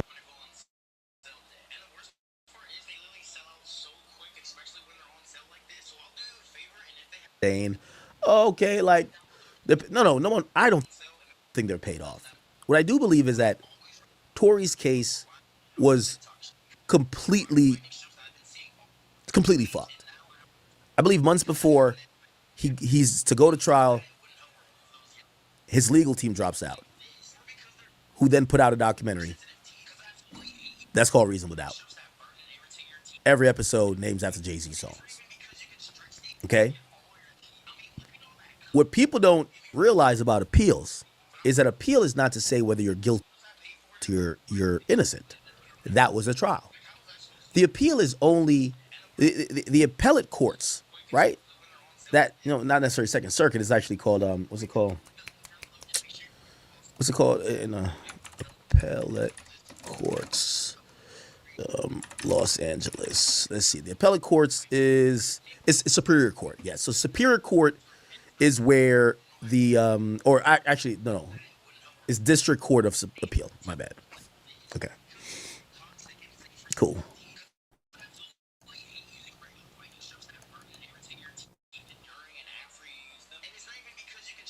Okay, so it's these 3. Okay.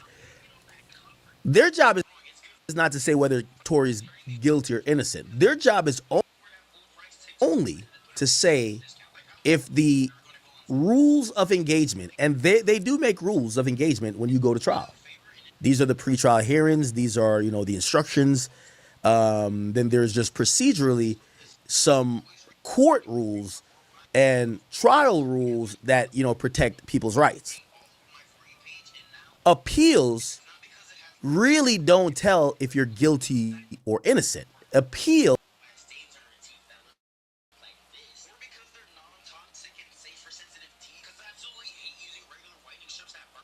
say if there's anything that clearly, like, the thing that they call what's the name of that appeal? Fuck, I'm like missing it. Tory filed 2 appeals. What's it called? Let me see. Oh, the habeas corpus. Habeas corpus says I'm being held or restricted from one of my, rights unfairly.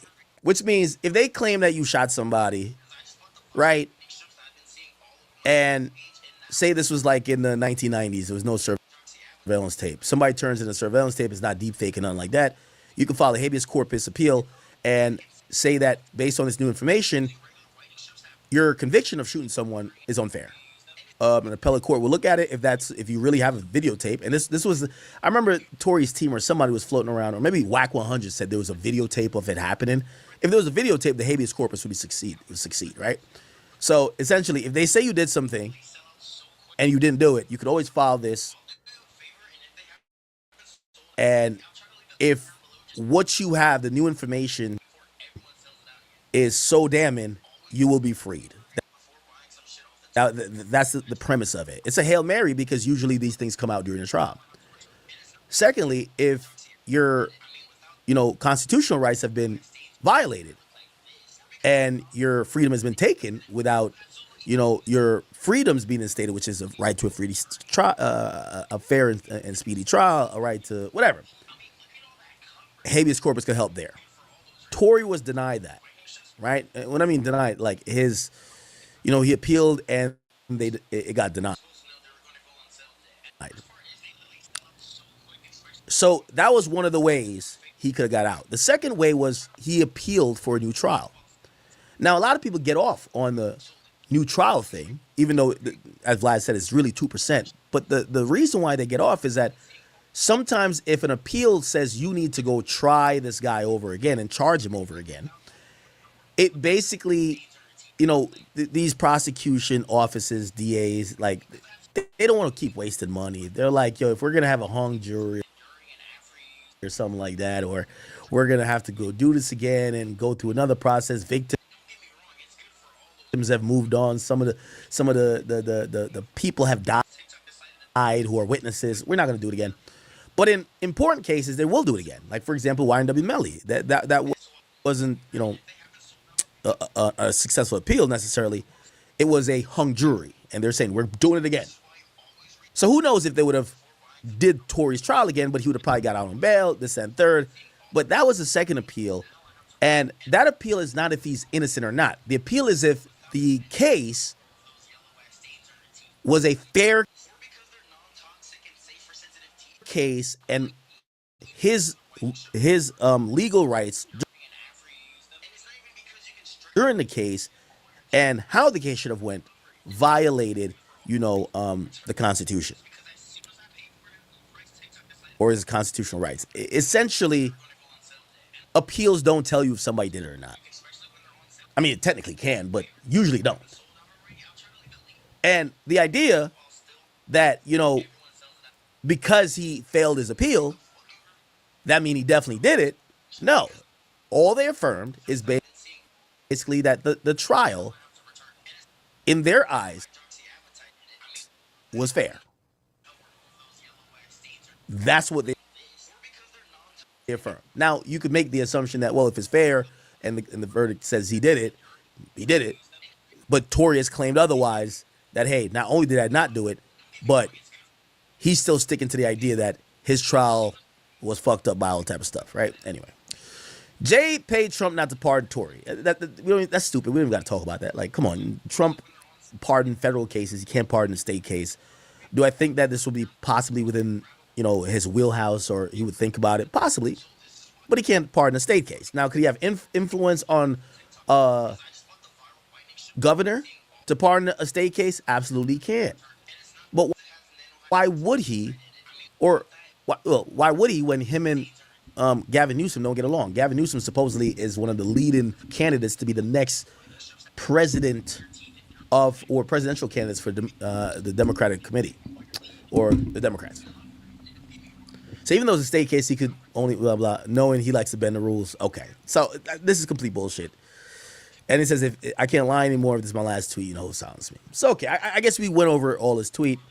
The point is, trust your gut. All right. Believe. Maybe I need to quote Jay here. What do you say? Believe none of what you hear and half of what you see, even if it's said by me, right? Didn't Jay-Z say that? Yeah, Jay-Z said that, right? On ignorant shit. He says, and everything said in the song you happen to see, then actually believe half of what you see and none of what you hear, even if it's spat by me.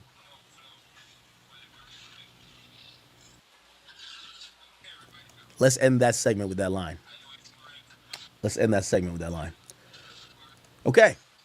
Thank you guys for being here. If you guys are new here, I hope you make an account. Please hit the subscribe button. Try to give, a mix of content here. We do a lot of bullshit, fun shit, laugh at stuff. We have a good time, and I hope you guys could stay on beyond today if you're new. Oh, I was reading donations. By the way, thank you guys for the new memberships. Princess DDI1, thank you for the 10, says, they're trying to say it's satire because it's people they love. I don't believe it. I don't care. It said, y'all believe the lies about Drake. Play stupid games. I'm happy to entertain. Lock Gazy up. I'm from the B. Can't sick of him since the 90s. Oh, wow. Princess don't rock with him. Sahil, thank you for the 5 Canadian. What's good? 14, thank you for the 5. So long story short, Jaguar Wright stole Vlad's phone. Not y'all. TS Car Wash Detail Service. He says, read the fan super chats, big dog. Take a few minutes out to read them. I'm reading them now.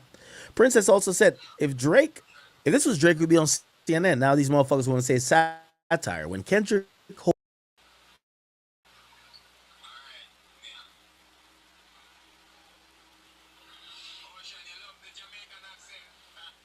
whole crew are PDFs.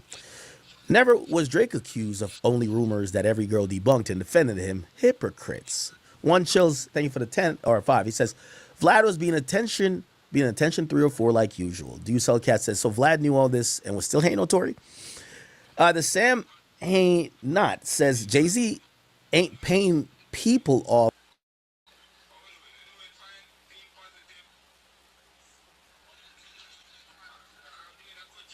for a D-list artist. Okay. Scott, he says, to the dummy who said Jay-Z not paying people off, you're a jackass. Tory was a threat to the industry.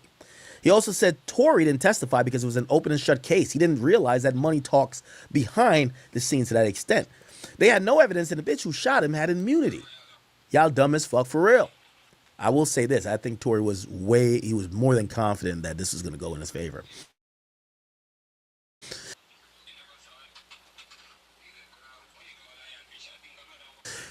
Jazzo, 41, thank you for the 5. It says, yo, when this all comes out that Meg is a man. It said, when it all comes out, Meg is going to be, we're going to find out Meg's a man, a.k.a. a TS. What's TS? Is that transsexual? So I said, yeah, Vlad had a car wash detail services. Yeah, Vlad had his fried. In every interview, he'd be like, don't talk talking about this. And the next interview he'd be like, he don't like talking about this, but then he bring it up the next interview again. New Ground Vision, thank you for the 14 months. Thank you. He says, we in the building. Scott, thank you for the 5. It's the same dude saying he in jail, so he guilty. Be the same niggas complaining about how the justice system is unfair. And BLM, y'all corny and weird. Christopher, thank you for the 5 assistant, G. Thank you. Raise Entertainment 9848, thank you for the $1. And Bernice King Real, thank you for the 5. It says, Desiree owned daughter sooner. And why would Vlad think he's smarter than Tory's dad and free the people? I do think it's an indictment that Desiree's own daughter is kind of echoing what everyone's saying about her. If your own daughter is saying it, like, Jesus Christ. Hudson Saint, thank you for the 5. It says, stuff like this has been going on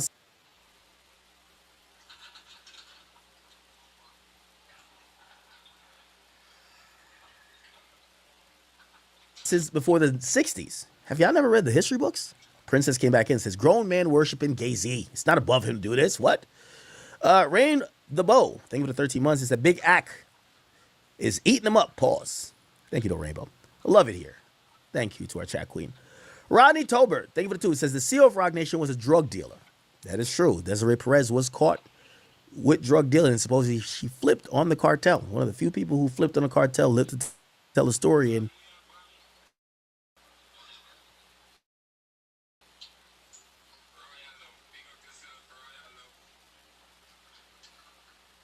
is now pretty much a multimillionaire. Rodney Tolbert, thank you for the 2. It says he did an album with R. Kelly too. They're talking about Jay-Z. Rainbow says, Big Act, you're not wrong. We're on the right side of history. Chat queen for life. Chat, run up them likes. Thank you, ma'am. Mo Bowman, 260, thank you for the 5, says, why are all these creepy folks from New York? Jay-Z, Diddy, Weinstein, Epstein. Welcome to New York, Vlad. Check drop. Now he's joking. Bye, Felicia. Barras City Kid, 320 iffy, or 325, says donate a few hundred thousands or multi-million or multimillionaires to a politician or a judge family member's non-profit charity organization, and you could do anything in America. Vlad is being disingenuous about the game.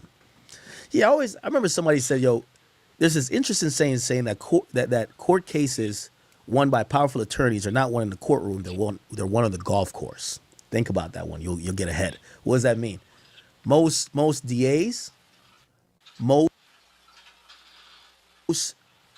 high-powered attorneys, and most judges outside of court, they're all friends. They're all on the golf course, and it's more than justice. It's about, hey, listen, I need this one. This client is paying me.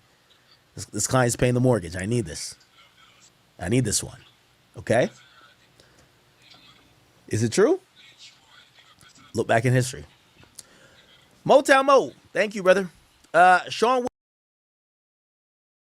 Woods at 11:43. Thank you for the 5. Said, let's go Knicks. Fuck the Celtics. Oh, he's in the basketball mood. Isn't it All-Star game right now? One Chill Ones. Thank you for the membership. Also, Dead Runner. Thank you for the membership. J Hamster. Thank you, or J Ham Master, actually. He says this live about go stupid viral. Kincaid, thank you. Money Mentality, thank you. Texas Batty, thank you for the 5. Says, the Dancer Project just put out a statement about the Kelsey interview they did. Did he? Danza Project. Does he have Twitter or something? Let me see.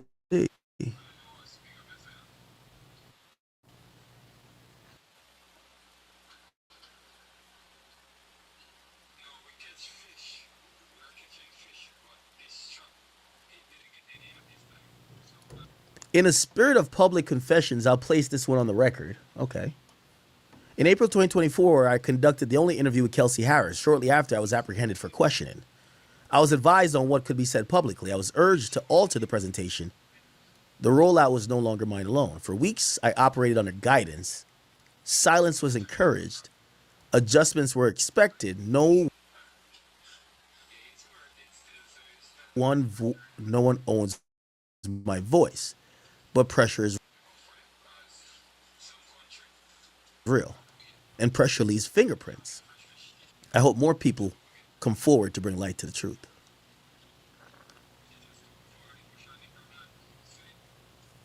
You see, in light of Vlad kind of flipping back around saying, hey, I was just joking. I was just trying to show y'all are idiots. Is Danza doing the same thing? Now, if you don't know what he's talking about, what he's talking about is well documented. The only interview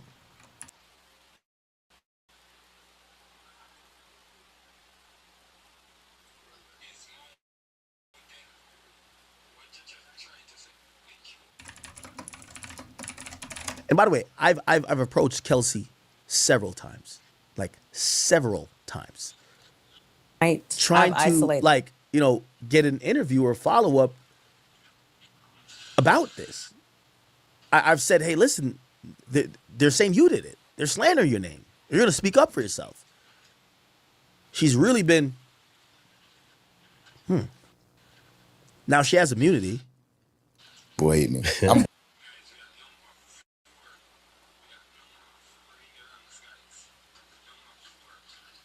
I'm completely okay with that. That's been pretty obvious. Yeah, I've learned that people gonna hate you regardless. Like you can be doing. I think that's very important.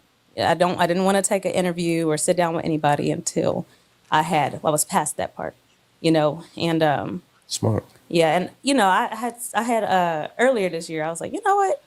I think this is the year that I want to open up more. Let people into my life.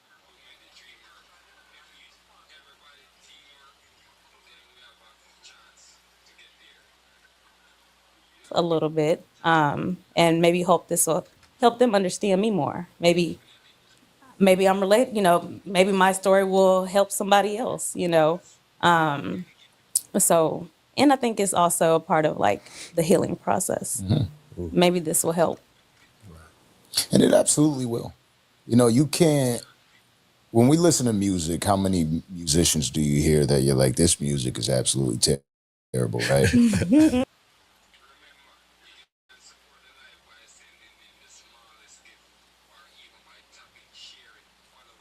but they still get 2.5 million listens a month because they are able to reach through to somebody. Right. There's always somebody that's going through the same thing you're going through. Absolutely. You know, it's just that's nature. You know what I mean? So there's so many people that they'll sit there. There's so many people that'll sit there and troll you, but there's so many people that don't even have courage to type to you to tell you, you know, hey, how did you do it? Right. You know, how did you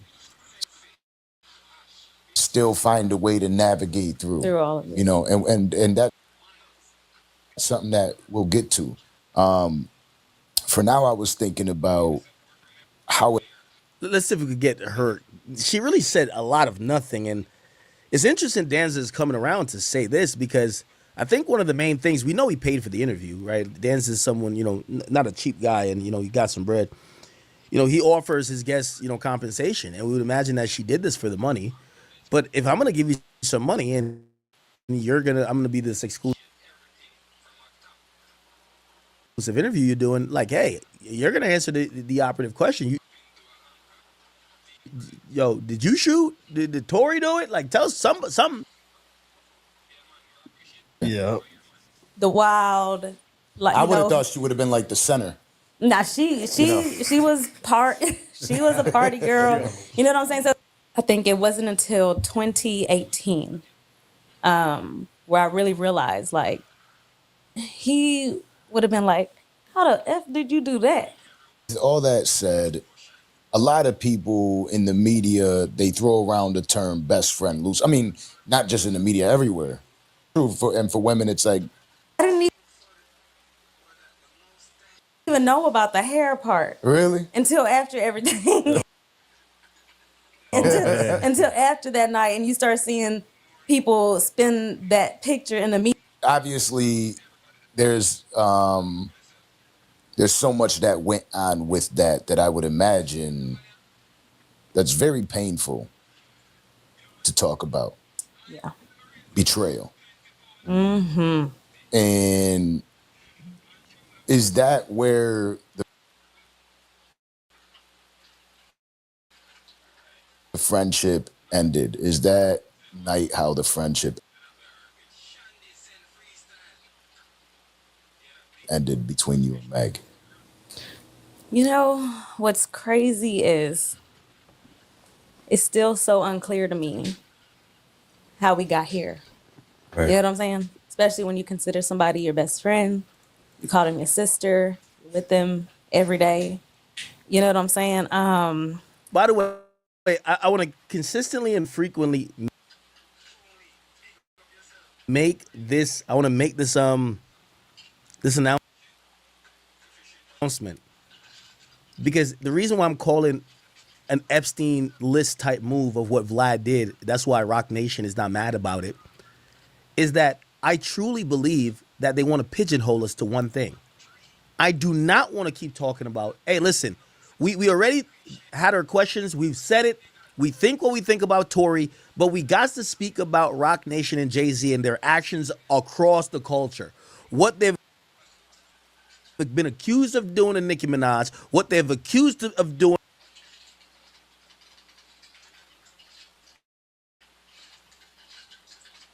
to Bobby Shmurda, what they've been accused of doing to all these other people, including some of our favorites. We need to speak about it all because this idea that, oh no, they're above doing certain stuff, that's complete bullshit. And I think that, you see, this is why I said Vlad's tweet is harmful, because we're sitting here and we're relitigating this Tory thing. We're like going back into it, like this Tory thing is beaten to death. Like, of course, we love Tory. We believe that, you know, there's a lot of reasonable doubt there. But the real thing to be discussed is that why the fuck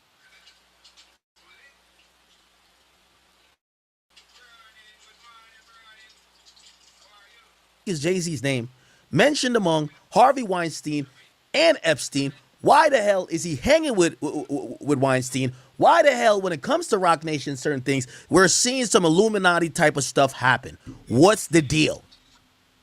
Who got the secrets? Who got those files? That's the files we need.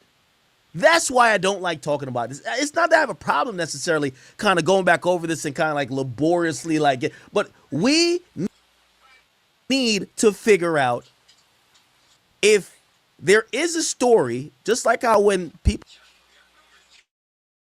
were initially saying, hey, there's a bigger story than just the Jeffrey guy. There's some other motherfuckers. We want to know who are these people that maybe either have protected Jay, maybe Jay protected them, maybe Jay get to leverage them, maybe Rock Nation has got to leverage them, Rock Nation has gotten out the paint, Rock Nation has gotten in position. We want to see those files. That's what we want. So a popular tactic is let's distract you. Oh, look at the economy. Look at this. That's what they do to Jeffrey Epstein. Look at, oh, no more files. You know what they're doing with this? What about this Tory thing? This Tory thing. Cool. That's one of 5,000 other things. And that's why I think our time is being wasted. But it's okay. As long as the people who are being awoken don't just kind of go back and say, oh, okay, all right, nah. All right, we already got the answers. Just keep being inquisitive. Keep asking questions. And don't only ask them of me, because I'm asking them with you. Ask him of your favorite entertainer. Hey, why the fuck we talking about Jay-Z's anniversary of Reasonable Doubt? Fuck the anniversary, nigga. Let's talk about this.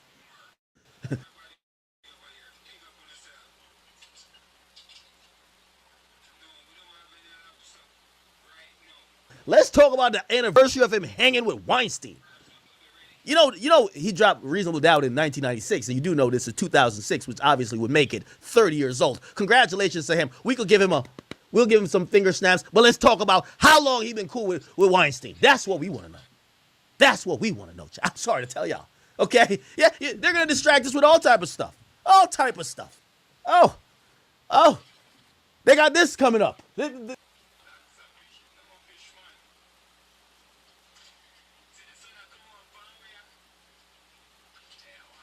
This is the thing we should be focused on. Remember before Diddy got indicted? What did Diddy do? Hey, I think you guys should focus on me. I'm going to give all the artists back their masters. Huh? Philanthropic? I think we've seen enough by now. You had Melinda and Bill Gates said they're going to donate half their fortune to philanthropic efforts. Come to find out, it's because their name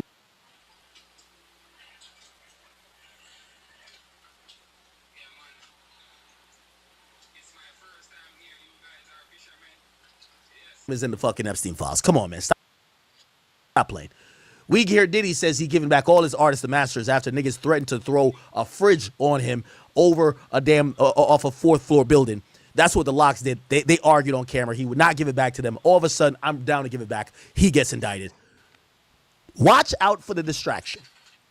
The Jay-Z distraction is coming soon. It's going to be the Trojan horse.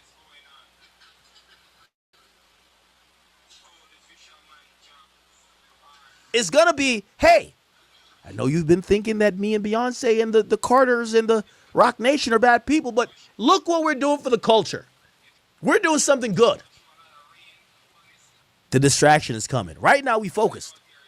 But this is what I'm saying. Let's not focus fully on this Tory thing. Tory, we wish you love. We wish you health. We hope you come home soon. Hey, listen, you have already done the time. You've lost time off of your life. Whether you did do it or not do it, a lot of us believe that you were unfairly convicted. Whatever is the case, hold the faith, my brother. I know you have been. Come home soon. But the conversation ain't done there. The conversation ain't done till we get all the files. Don't stop asking questions till you get all the files. Oh, they want to stop. Well, so how old was Foxy? No, let's not talk about that. We're about to do the Rockefeller reunion. We don't want to hear about a Rockefeller reunion right now. Nope. No reunion. No brunch, no reunion. None of that. None of that. Nope. No distractions. No distractions. None.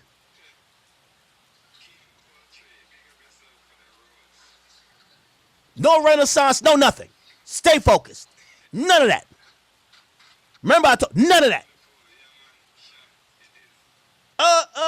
So how old was Aaliyah? No, Aaliyah, we about to have the Aaliyah. We don't want no tribute concert. Stay focused. Stay focused. We just gonna keep asking them questions. We don't care till we blue in the face. Because we're not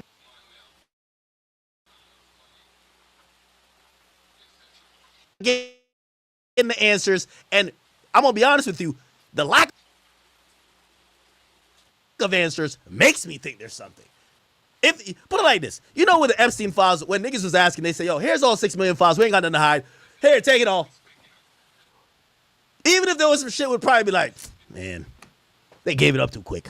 Them niggas hit that shit for like 6, 7 years, man. Now we know there's definitely something. What? What? Oh, nobody want to talk about it? Oh, there's definitely something. Nobody want to talk about Jay-Z? There's definitely something. If everyone's like, I bet, let's have the conversation right now. What's up?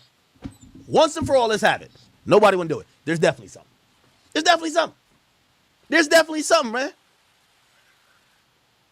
They've done a million things for the last couple years to change the subject.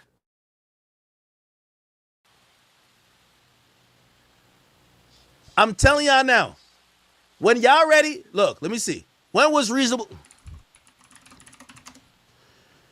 I know y'all gonna have that day. June, it was June 25th, 1996. When it comes to June, I want to suggest, okay? This is my suggestion. Y'all gotta follow me.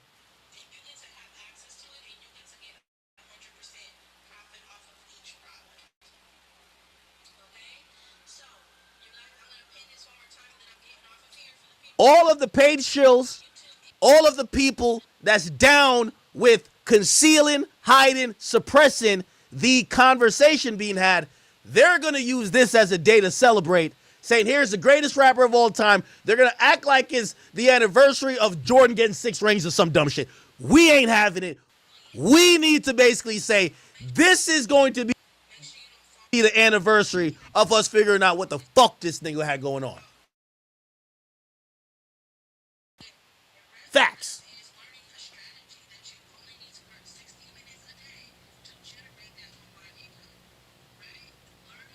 The only reasonable doubt we want to hear about is if there would be reasonable doubt for this shit to be in court.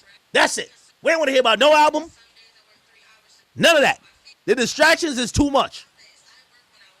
And at this point, when you're having even people who, I get it, he's not that well informed, or I know some of y'all think, oh no,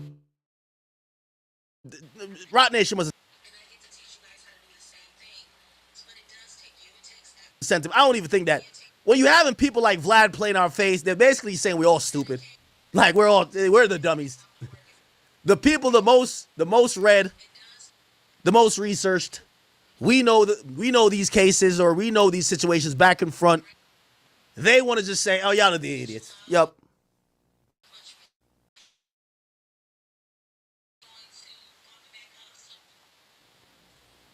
We can't let them play in our faces too much longer. We can't.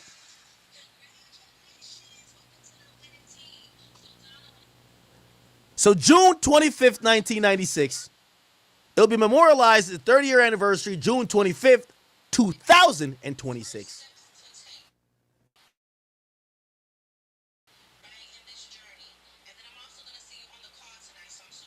I think we should make that anniversary of asking what the fuck this nigga done did for the last 30 years in relation to some of these questions we have. We're not just trying to blanketly accuse him. We're not saying he cheated on his math test. You know, he said he lost 92 bricks. We're not saying it was 2 bricks. No, we're not saying that. We're just saying we're hearing your name, hearing the company you got with too much fuck shit, and enough is enough. You can't keep spitting in the air, and when it falls in our face, you call it rain. Enough is enough. We need some type of answers, some type of accountability. We're not all stupid. You're pictured with these barely legal people.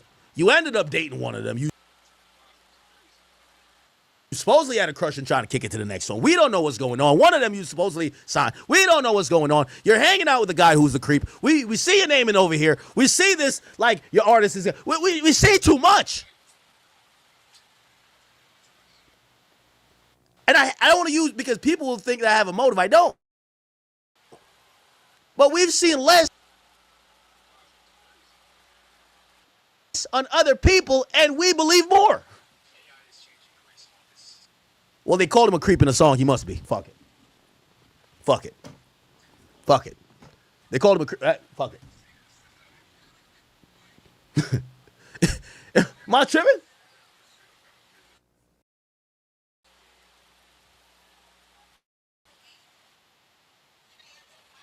Someone in the chat, one of our misinformed people, it's okay. We love you too. He says, Act must be paid to redirect the attention from Epstein to Jay-Z.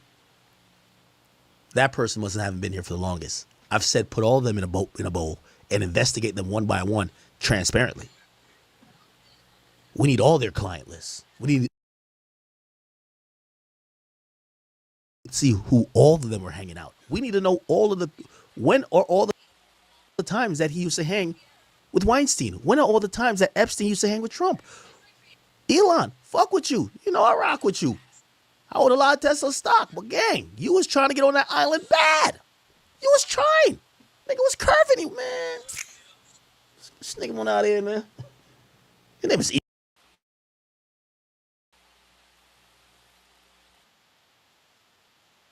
Elon. Man, you ain't coming over here, man. Fuck out of here, man. Elon, the fuck? You know what I mean? Like, get out of here, man. Like, it was curving you. We need to know why. The why, and here's the thing. I'm not saying everybody guilty, because the why could probably help him. Maybe Elon was getting curved by Jeffrey Epstein because he wasn't a big enough perv. That's actually a good thing, right? Right? It might be like, oh, nah, he ain't a pervert like that. Nah, he not a creep. Don't bring him here. That's a good thing. If we find out that they didn't bring Elon, remember Elon was trying to get, like, Elon, they were like, let me know the best time to pop up at the island. They ain't never let that nigga know. We don't want you here, nigga. Maybe they were saying you ain't a predator or a big enough predator to make it to the island. That's a good thing. So through investigation, we might say, okay, at least we know he ain't a creep like them. That's all we can say. You get what I'm saying? It's one of those.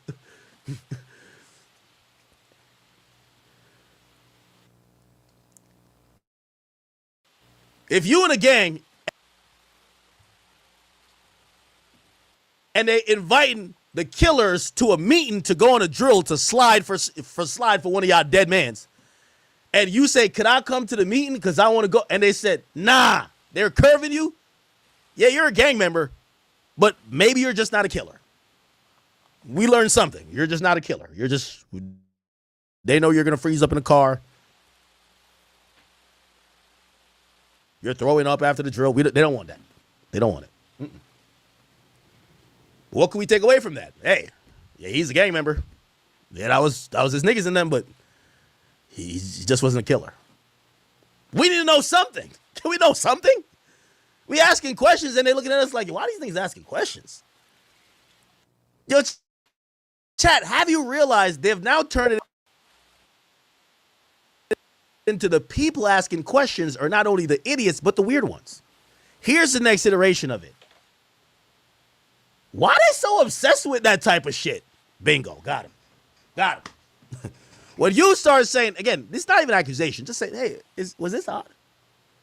Again, the answer might be like, all right. And you know what the funny thing is, I know some people who love Jay-Z and whatever. We've never got an answer. It's not like we've gotten answers and we're so stubborn that we're like, let's ask it again. Let's ask it again. No. Ain't nobody saying shit. Because I do understand that. Like, people have said things about me, and I felt like I'm pretty transparent, so I've answered it.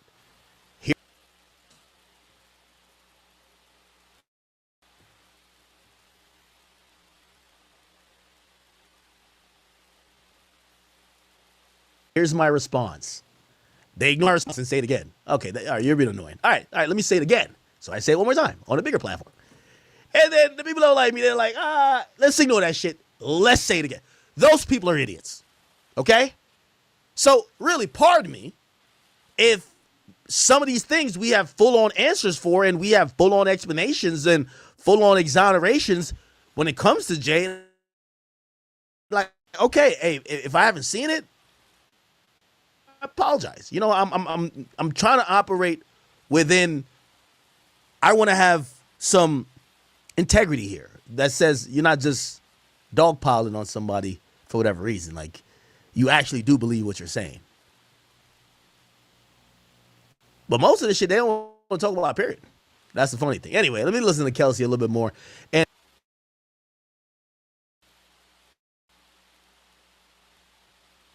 after this, what was I gonna play? Oh, I had something to play. I would like to say no, the whole situation of her doing whatever behind my back, that is not why we fell out. It's so unclear to me why we fell out. I'm a type of person that likes to communicate things. So, like to communicate. It's a task for people, some people. Right. But you would think when you have this, when you're close to this person and this person is supposed to be, you know, like your best friend, your family, your sister, like you would be able to talk about these things and, you know, agree to disagree. You don't even have to, if you know, people grow and everybody has a season.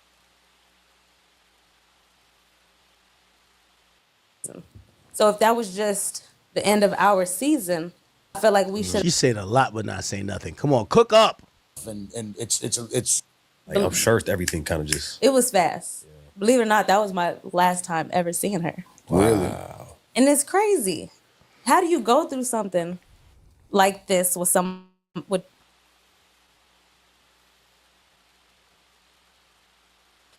you know, with somebody, with your best friend, your sister, and you just push them out so easily. I don't know. I'm a different type of person. Well, you know, this is why I got to talk to Danza about his tweet. Well, I can tell you how you stop talking to someone if she believes you try to shoot her. Yeah, that's kind of how you stop talking to your best friend, right? You got in an argument, you beat your best friend up, and she grabbed a gun. Now, she's not definitively say what happened. Or, you know, another way how you stop talking to your best friend, whether or not you did shoot her, you basically clearly didn't see that much of a problem because you're talking to the nigga who shot her, if that's what she claims. So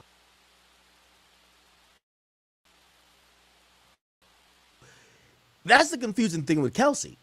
She's not saying,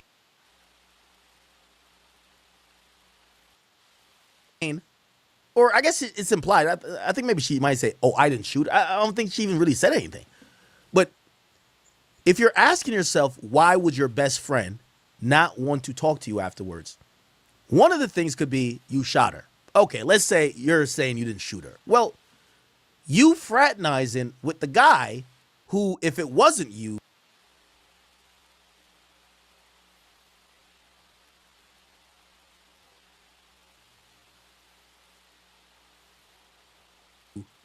I would imagine it would be him who shot her.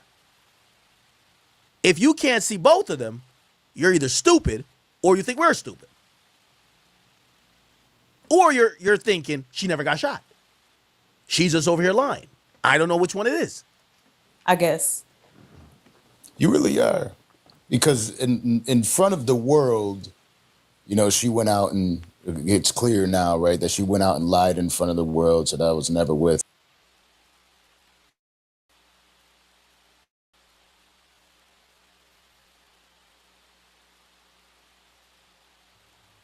them and stuff like that.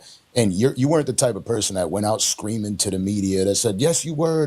You just stayed chill. You stayed yourself throughout all that. Yeah, and it wasn't an easy thing to do because there were so many times I wanted to go off, clear my name, defend my name, you know, up against these lies. But they say, like, people who run to tell their story first, they do it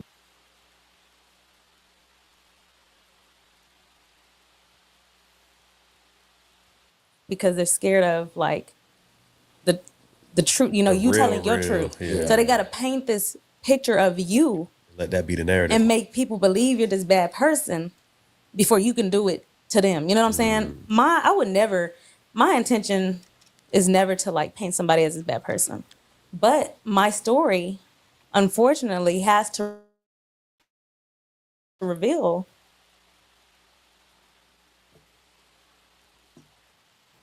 these people's character. You know what I'm saying? And I don't think they want that. You know, you don't want me to tell my side of the story because it's going to reveal like things about you that is just like not right. You know what I'm saying? Yeah. So yeah, So doesn't it bother you when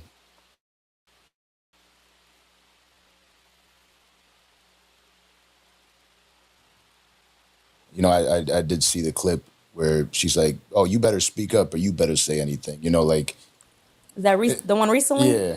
It's like you There's don't so want many me to times. speak up, but Right. I feel that with the time that she did spend with you, and she knows of you, she knows that you are the type of individual that you don't. Exactly that So I don't she like. uses that to her advantage. Girl, she's probably always looking down on people. I totally agree know? with that. Not the big girl part. Not the big girl part. The part about, she knows my true character. So she knows like, even though yes, if it comes down to it, whatever, I'm gonna handle my business. Yeah. I don't go out and seek drama. I'm not a confrontational person, but if it has to be that, then that's what it is. But I would prefer to not have to go there. You know what I'm saying? And these are things that, she does know. I'm not that type of person. I'm not fixing to get on the internet and do all that. Now, again, I don't want to, I prefer not to get too into detail about those types of things. But I did want the infamous night, the night that you actually found out about the betrayal. It's crazy. Yeah, it is. It is. To my knowledge, shit. Other than that, like shit, she was 100. Yeah. To my knowledge. So yeah, it did end up coming out that night that she had been betraying me or whatever, and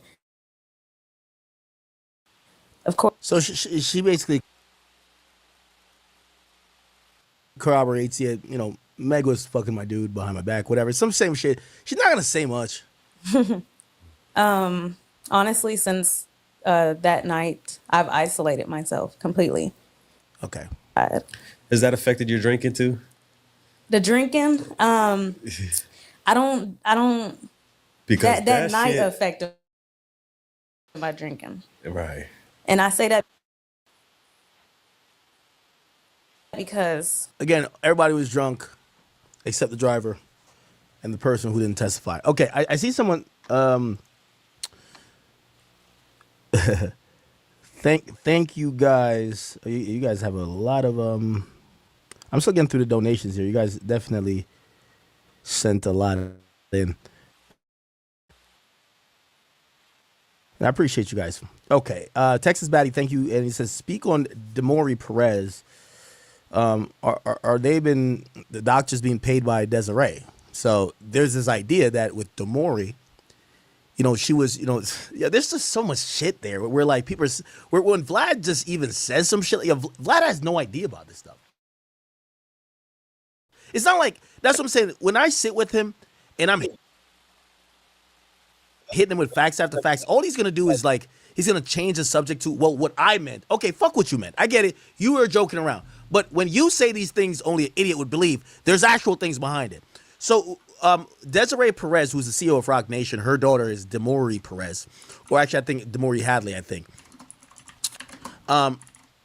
Just look up Dabrand Hadley Baker Act. She actually claims that if you don't know what Baker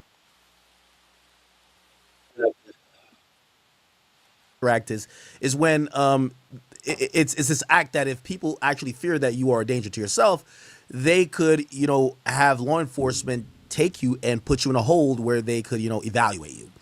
And the daughter of Desiree Perez is claiming that, she was Baker acted, but it was orchestrated by her own mother, because her own mother didn't approve of the guy she was dealing with, and basically how she influenced all of the operating bodies, including the police and, maybe even, these medical facilities or whatever, in actually keeping her. And people usually even accuse that when they get put in a conservatorship. Obviously frequently, or not frequently, recently, we know what happened with what's her name, Wendy Williams. So it's a lot, right? It's a lot. And yeah, she got Baker acted. A deputy said, and it says, I can't drive with you. You could take me. It says you're gonna be in handcuffs, and your dog's not gonna be able to come. And they actually, yeah, it says we received a call from her family. They're saying that her mom called, saying that she tried to overdose. Okay, and there was a doctor, chief of psychiatry at this hospital who runs a private practice, who said, they say, oh, I spoke to your mom and I spoke to your aunt. So the legal fight is, she says her this up, and she used unlawful means to have her falsely detained under this act. And it says she's a CEO of Rock Nation, which is a company that she runs with Sean Carter, which is Jay-Z. This is her own daughter saying this shit. This is not like some random. I would never met none of these people in my life, but this is her own daughter saying this. Her own daughter is saying she used money, power, and influence to tear, her apart, her and her husband, right? And he created an enterprise of individuals to try to separate me from my husband, to falsely accuse him of domestic violence. So they were trying to basically say, if she doesn't leave this guy, and they're saying that the dude beats her, this and third, she's not saying none of that. Says she's crazy. It said they Baker acted her. They said it was fearing she was at the risk of suicide and abusing prescription drugs. The attorney said they haven't seen nothing like this in 20 years. Okay, the attorney represented the daughter, is saying that Perez has harassed the couple for years, including making unfounded claims to get the husband arrested on multiple occasions for battery and domestic violence. Prosecutors never pursued any of those charges. The state attorney wrote an 11-page scathing closeout memorandum, which basically said that her mother made false allegations to the police. So the state attorney's office basically said the mom, after they basically try to pursue legal action, they said, well, it's on the mom. And we're not here to do whatever. We're here to just move off the mom or move off the family members. Prosecutor also wrote that she was wrongfully Baker acted last year, something that they dispute in a letter challenging that many of the members. Okay.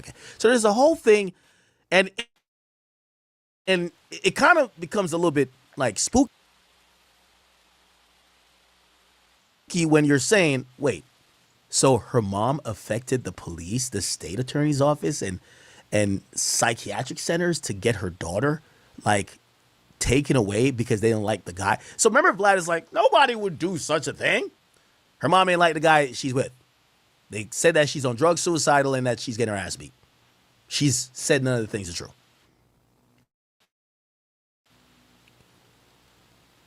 Her and her attorney dispute the doctor that supported it. In a lawsuit, they say that her doctor wrote a letter disputing need for treatment and hospitalization, a document that provided. Okay. This is some shit. This is some shit.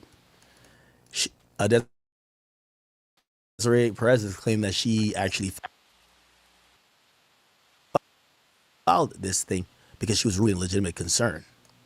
The psychiatric facilities say they can't talk about the case because of the pending lawsuit. And according to BSO, the incident is now under internal review. So that's their own daughter, right? All right, Kelsey doesn't really say much here. I want to quickly, and I am going through all the donations here, by the way.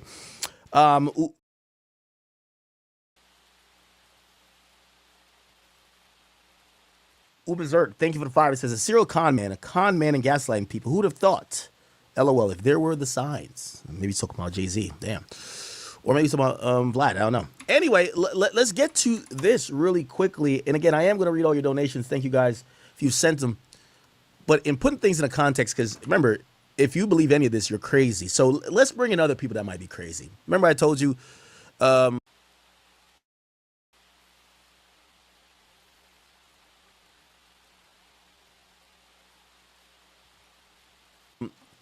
Colin Kaepernick's wife, Nessa Dia, we could look at her. You know, remember they said Nicki's crazy, right? Nessa Dia, Nicki Minaj. Let's look at this. Nessa supports Nicki Minaj's claim of foul play. She at Rock Nation. She claims they undermined Colin Kaepernick protests and said, hey, Nicki Minaj exploring the smear tactics by Jay-Z, Rock Nation, and Desiree Perez did to her behind the scenes is very similar to what I was told they did to her man, Kaepernick, when Jay purportedly co-opted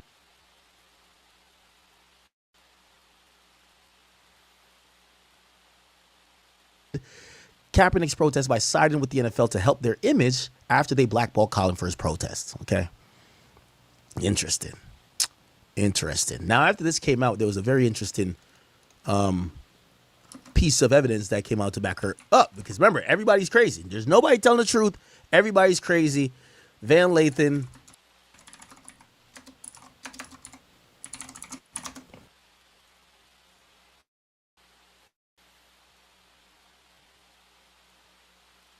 I want you guys to listen to this. It was Nessa, and she was talking about Nicki Minaj's claims about a smear job that Jay-Z had against Colin Kaepernick. All right. I have to say this. I think the thing here, and I've told this story before, I think the thing here is the Jay-Z part of it. Obviously, that's the biggest deal.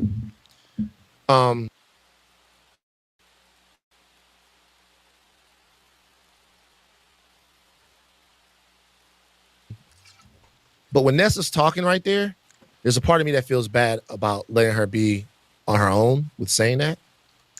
As is the rest of the people who are in media, because it's easy to dismiss someone and call them crazy. It's the easiest thing. This person's crazy. Right? Because most of these people are speaking from their shared experience. They're speaking from, hey, I've went through this. Hey, I've seen this. And it's easy to say, you're seeing shit. You're in your mind. It didn't happen. And this is the reality. This is what happens, at least in this one instance, because I was there. I know for sure. I'm not saying it was Jay-Z. I can't say that Jay-Z did anything, right? But I know for sure,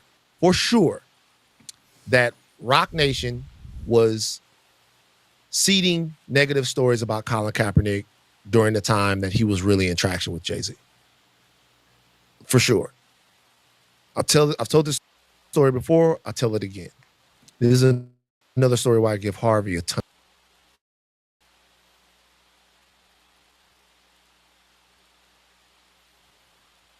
of credit, right? Remember, everybody's crazy. Everybody's crazy. Before. I think the thing here is the Jay-Z part of it. Obviously, that's the biggest deal. But when Nessa's talking right there, there's a part of me that feels bad about letting her be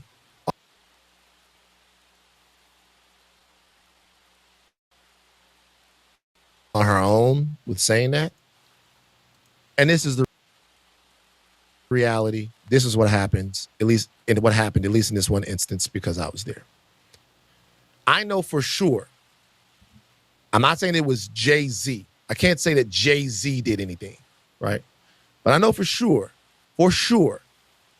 that Rock Nation was seeding negative stories about Colin Kaepernick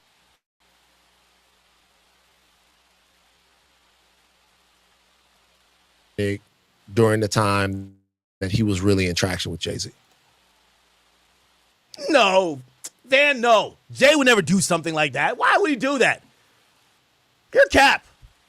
Let's hear. For sure. I've told this story before. I'll tell it again. This is another story where I give Harvey a ton of credit, right? So I'm at my desk one time. This is after the Rock Nation NFL deal has been announced. And give Harvey more credit than just Harvey Levin is the boss and the on-air personality at TMZ. With how he played this. I'll give him credit for the fact that he goes, hey, I just got this information on the phone. I know who was on the other end of the phone. I know who Harvey's Rock Nation contact is, right? I just got this information. Nah, it had to be like a random tip. Nah. On the phone. And all of these things about Colin Kaepernick is what I just got told, right? He comes over to me and he tells me all of these things. And it was the whole Colin Kaepernick doesn't really want to play narrative. Like Colin Kaepernick didn't go to this training, or he sabotaged himself this way or whatever. Actually, it was the same thing that people had started to hear on First Take. And it was a narrative that was getting around because either it was coming from what I thought at first is that either it was coming from players that had played with him or people that knew things. I don't know, but I had heard it before, right?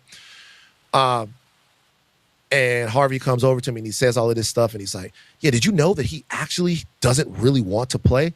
And I looked at Harvey and I said, look, I don't think that we here at TMZ should be getting in the middle of what's going on between Colin Kaepernick and Jay-Z. I think if we run what essentially was a hit piece on Colin Kaepernick, a hit piece that he's admitting that Rock Nation called in, seemingly, to Harvey Levin to spread the propaganda because Jay-Z just got a deal. And they wanted to make the sheeple, okay with moving on to what Jay-Z had in store. Nick, I don't think we have the cultural cachet to do that. Number one, to insert ourselves into the middle of that situation. And also, I think it's choosing a something that is literally at the core of a culture, of a black cultural discussion right now. I don't think we should do it. And he listened. He listened. And you didn't do it. He did not do it. He listened. He goes, okay, that makes a lot of sense. He listened. I'm like, I don't think we should do that. Like, he listened, right?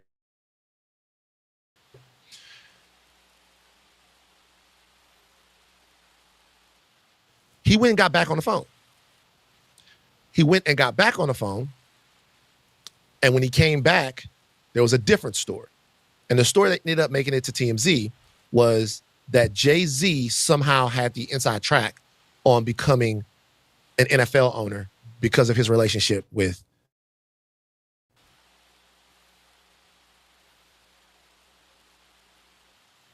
the NFL.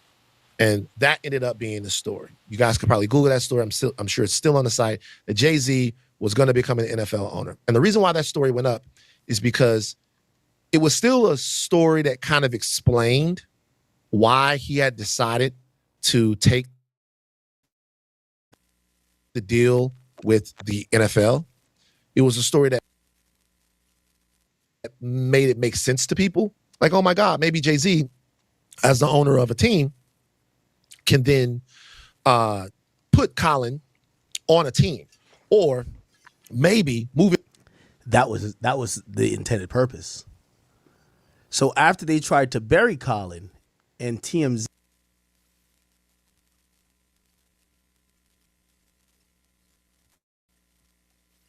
and Shout to Van, they said, we don't feel comfortable with you feeding us this negative story, which I gotta say, TMZ, way to have the morals there. You know, I'm pretty sure Lamar Odom would probably be like, what about me? Did anybody call y'all saying I was on crack? Because y'all ran a lot of those stories. Reportedly, they said the Kardashian always had the bat signal or bat line or the bat phone to TMZ.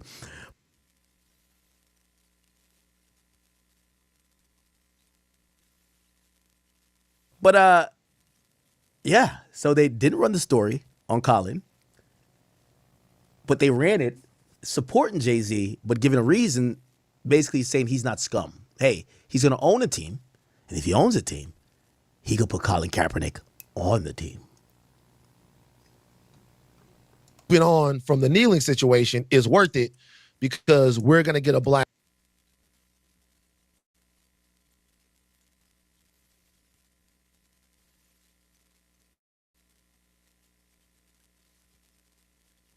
owner in the NFL. Or just have some influence and towards right. black culture people within the NFL. I get it. I get it. Right. Because a lot of people were asking the question, like why he did this, because it didn't seem like it was a deal, and they were pitting Colin Kaepernick.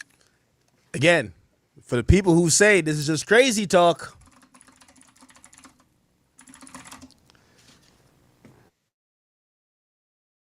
hold on. We're going to find it on TMZ.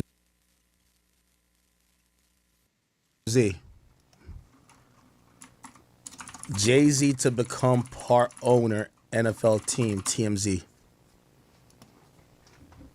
This is a story that got ran. This is TMZ.com. Jay-Z had multiple reasons of becoming part of the NFL family, TMZ Sports has learned.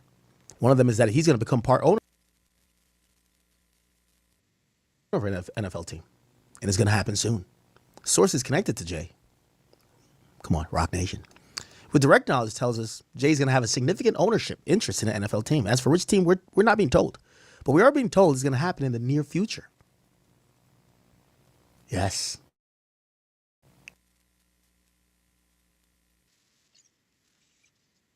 Oh, yeah.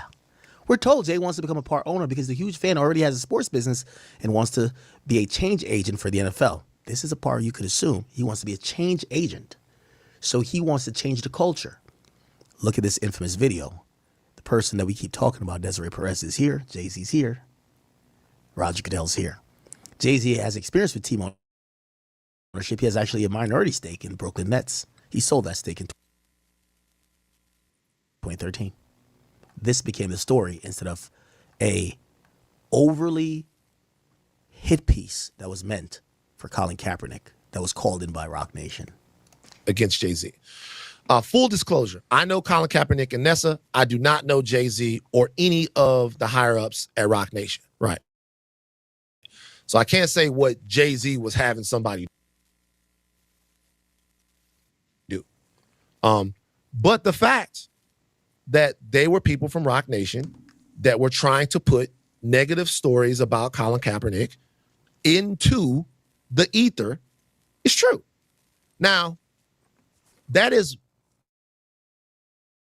two things. One, so much more common than people would think that it is, right? So much more common in media than people would think that it is. Okay. That happens all the time. Essentially, the reason why I would tell celebrities all the time is like make friends with somebody at TMZ, have somebody in the office, is for two things. Number one, so you can get a story and okay, we all know. All right, Day W, he says, you drag topics for so long, man. Get a live mod, please. Hey, this was important. This was a big topic. It went viral. We got to really flush it out. This is where people come for in-depth conversation. You know, I've long since graduated from the come here for 5 minutes of discussion and you got the gist of the topic.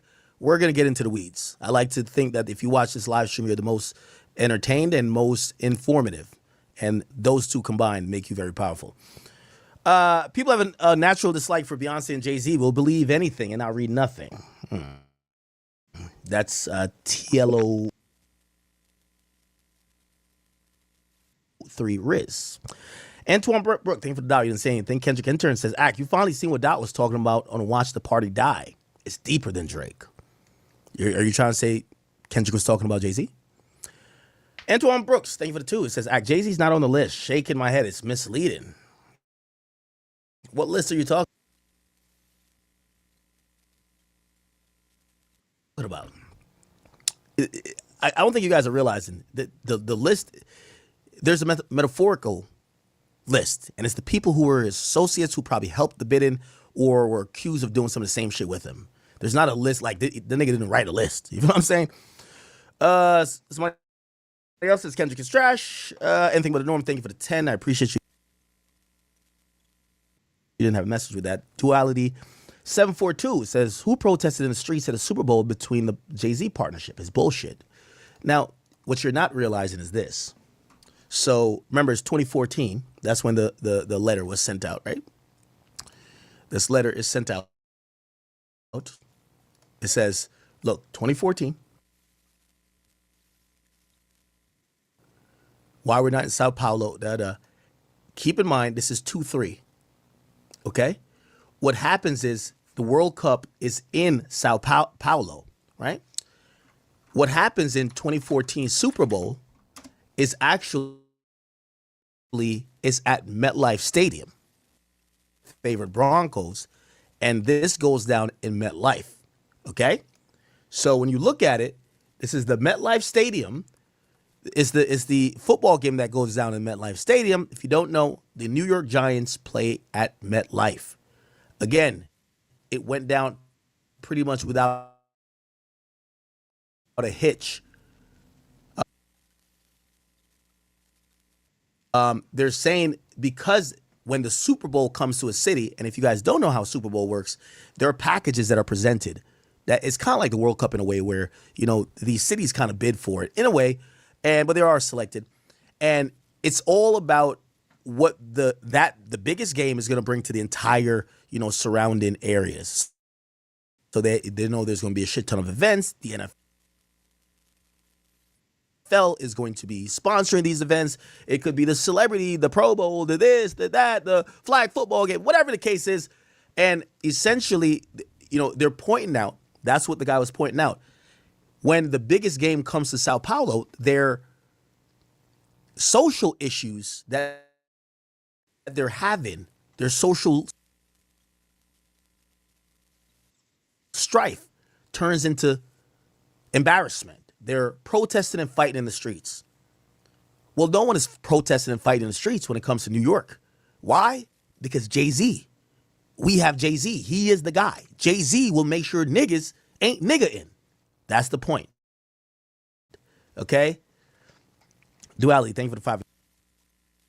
Again, it says the FBI investigated for decades, took 180,000 footage, but didn't save one child.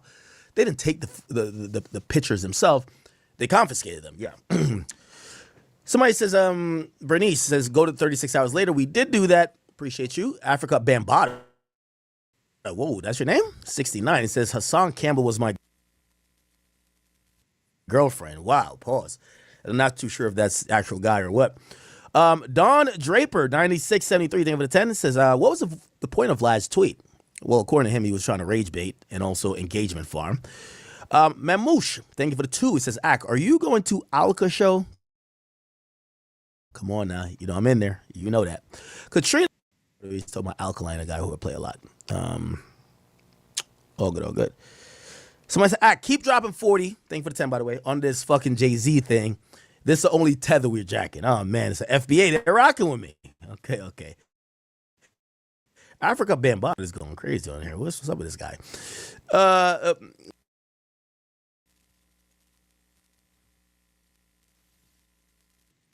Peter Stone says, it's so clear you only care about this dude due to your ties with Tory and Drake. You sound like a crazy barb. Yet you're quiet on Trump documents every day. Trump isn't a hip-hop person. I primarily cover hip-hop, sir. And I've also said because of Trump's inclusion in the Epstein files that he should be investigated. I've said it about everybody. Again, you might think it's about Tory and Drake, but that's why I said those are the people who are going to try to make it personal. No, I think there's enough questions that we're not getting answered. And if you point me someone else that has as many questions, I don't care who, and even if it was Drake, I would ask the same questions. I know you don't think I would, but I actually would. The point is, it's not, no one wants to talk about it. Like, Drake got called a pedophile, everybody talked about it. We actually listened, and it felt like there was people saying, if you're a woman who got done dirty by Drake, file a lawsuit. We didn't see one. Not one. Let's be very clear. So when it comes to Jay-Z, and we keep hearing allegations, rumors, we're seeing things that doesn't look right, doesn't pass the eye test, I think it's natural that we ask questions. And if you think that I'm only doing this because it's Jay because of these other people, name me another person that I should look into, and I'll do the same. If there's someone, again, I ain't gonna lie to you, partially I felt like I did say it though. I always said like, hey, I've heard some stuff. Did I ever say Diddy's name before? Like, I always said that, there's somebody in the industry I heard that everybody, they tell me stories behind the scenes. No one's down to talk about it in front of the scenes. And if I didn't say that, I guess I apologize, but I was always hearing shit about Diddy. And I always alluded to it, but I never said it because I guess you could call me scared at that point. But no one was down to talk about it. Now, granted, do I stand by that he was not committed? Yeah, I do. Yeah, he was a nigga who liked to do weird sexual shit and he beat and manipulate women. Yeah. Anyway. Okay. Borough City Kid 320 says, Ack, if Ack was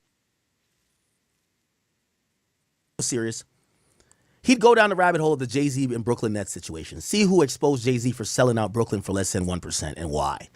It involved Russian oligarchs, CIA, and the Mossad. Jay was a R straight? A R. What's that?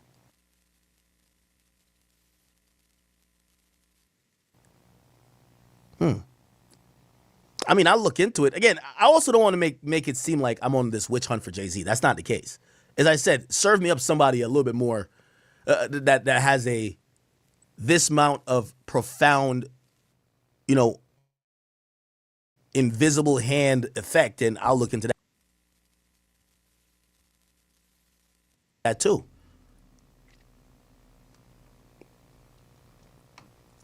Okay.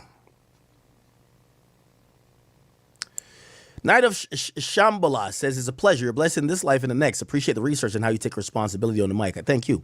So we're always here for you. Thank you. Okay. There was a $50 donation somewhere. Did I get to it? I got to make sure I acknowledge everybody who did donate. I appreciate all you guys. Thank you. Thank you. Okay. And user, I did see you. Okay, cool. I'm going to also get to the donations on the Academy, but we're not going to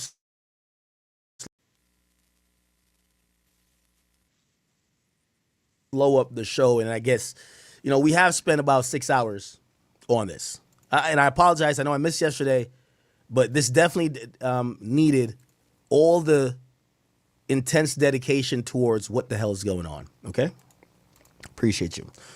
Geop says, Ack, could you hire timestamp 999? He's amazing. Is he the person who does timestamps on the Academy?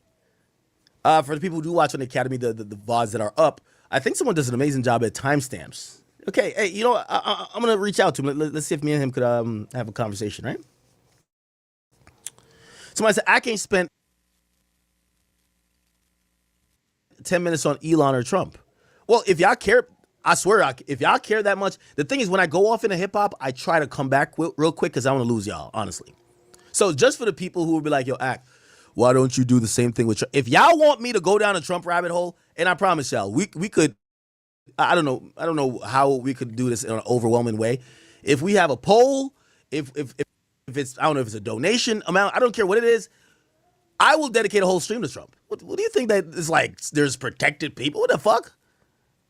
We'll go down the rabbit, but the thing is, I got to make sure y'all gonna be tuned in. All right, like if I start talking about Trump and some other, sometimes when I'm talking about business, I feel like I'm halfway losing you guys because you guys want to talk about Christian Rock and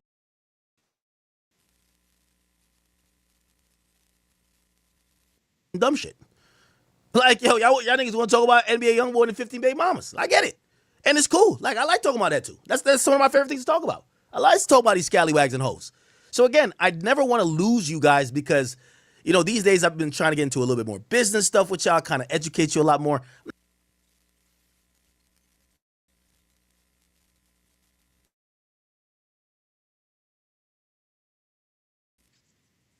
not trying to make this like this ain't CNN.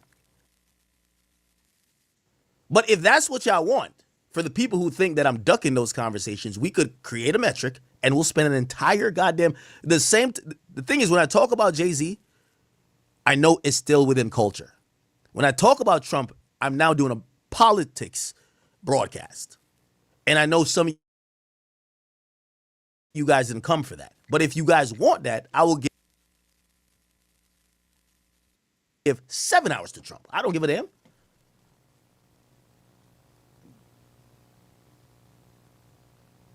So again, for me, when I look up, like today was a big day for us, clearly, because people cared about this topic. So I'm going to talk about it. But if y'all are saying, act, if you say tomorrow's stream going to be about Trump and you finna go through all of this shit and figure it out, and we could go find all the agreements that have came out afterwards with him and whatever escort, we don't give a damn. We'll get into all of his files and whatever, the mass opinion of him it is what it is. The dude's the president already. Who gives a damn? You know what I mean? Like, so why would I need to protect him? Fuck. Look at Pam Bondi. So if you guys want politics, I will. If you guys want me to talk about Elon, I'll talk about him too. So it's just how much I don't want to drown y'all in it. But I'm down if the audience so calls it, right? Or, I don't know if you just want me to do a segment where maybe I, do a regular stream and then go and kick for like 3 hours and break it down. That's kind of how I came up with War in Chirac, right? There was like this part of this audience was like, no, we want just this. And I'm like, you realize if I talk about Trump, I'm not a political commentator. They're going to leave. Like, y'all are going to leave. Half of y'all be like, yo, bro, you're not talking about J. Cole? I'm out of here. Bro, no news on Drake? I'm out of here. Dog, what about that Cardi snippet? No? All right, I'm out of here too. That's what's going to happen. I'm talking about the things that is majority rules. Y'all rule this chat. So if y'all vote a topic, I'm going to have to talk about it. And if y'all say, I'm going to talk about it the whole time, I will talk about it the whole time. It doesn't matter. We will go down a rabbit hole of whatever. All right, we're kind of trying to spin out of this.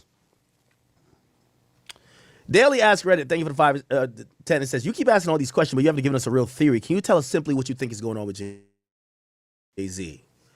I'm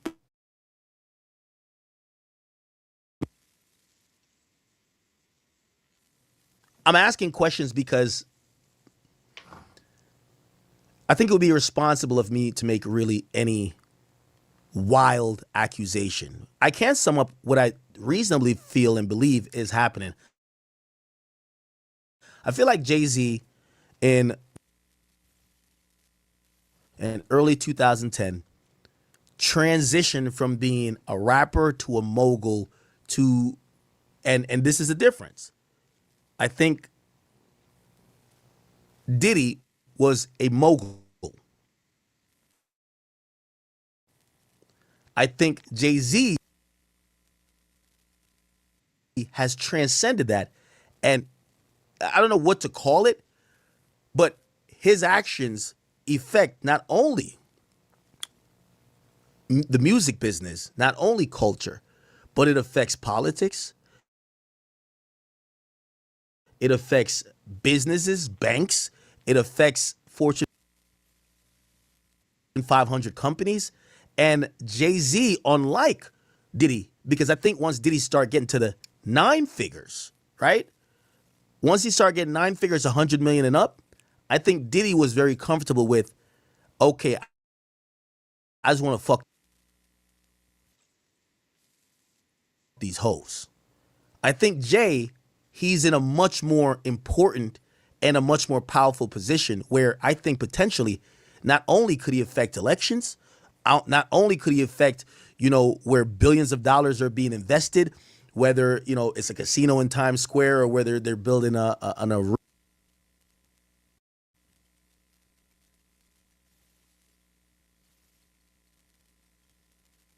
arena in. I think when we think about what power looks like, Jay is the ultimate. Okay? Diddy was a nigga with a lot of money trying to get his freak off. He was trying to get his dick sucked. Or maybe he was trying to suck a dick. We don't know what he was doing. But the Diddy files, it's probably not all of them, but we got a good look into what his life was. Diddy wasn't really like, going into that, we thought that maybe politicians he had, that was the thought. Yo, he probably had politicians at the freak offs. Bro, it's probably him and Ja Rule and like 5 hoes and like 2 prostitutes. Like, we don't know what's going on. But it was clearly not what we thought. Like, we haven't really heard credible evidence about really powerful, and I stand to be corrected. We haven't heard powerful things about the people he was rubbing shoulders with. We did see him rub shoulders with them, but we get to realize he was just a freak boy. The thing with Jay-Z that's very different is that Jay-Z is the heart and soul of some of these motherfuckers advancing. Jack Dorsey, his association with Weinstein, Roger Goodell. This idea of too big to fail, the thought of Diddy was that once he cut ties with Diageo, he was persona non grata, which means off with him, like fuck him. So whoever was protecting him from getting indicted, like again, the idea of like this Epstein thing where you're dealing with people that are so powerful, it's the reason why you get these secret deals. It's the reason why you get protected. It's the reason why even after death, they won't release the files about what the fuck you did. That's not the case with Diddy. It was like, Diddy was just some freak nigga. Like, all the fucking prostitutes are doing interviews. It's clear with Jay. Jay got that type of ilk. And that's why I was kind of like baffled when Vlad was saying that. Because I'm like, Jay's the only person within this culture I feel like would be tapping into things that some of these billionaires, obviously he's not like one of those, like shit. He's the black guy who's friends with Jack Dorsey. He's the black guy who's needed for the NFL. That's connected to 30 other billionaires. Like he's the guy. He's the guy. So when you kind of see him there and he's still trying to move up, whether politically, whether it's Rock Nation and even their association with what's it called again? All the stuff they're doing for criminal justice, you kind of start to realize they've honed a lot of power. Anyway, let me not spend all the time. Whatever. So I'm trying to find out why Charleston White was choking someone. Yeah, that was an interesting clip. We're gonna play it in a second. How we do it says, this is they were planning to sell. Tory was planning to sell straight to consumer while being the biggest in the world, breaking IG live records during the pandemic, biggest threat to the labels. So Jay had to end that. It was never about Meg. Okay. All right. Somebody said, notice all the shakedowns on all the famous black billionaires. A little breezy. I would actually say it's the opposite. I think we've seen more white billionaires exposed recently than the black ones. Right? We ain't hear shit on Oprah. Like the only two we've heard, it was supposedly, well, Forbes hasn't listed Jay as a billionaire yet. But yeah, we've heard about Jay, and then we heard that Tyler Perry was trying to fuck some dude on his movie set. That's it. Like, well, the black billionaire is getting taken out. Now, we've heard about every white billionaire. You know what I mean? So when I said, when you talk about Israel, I want you to remember this conversation.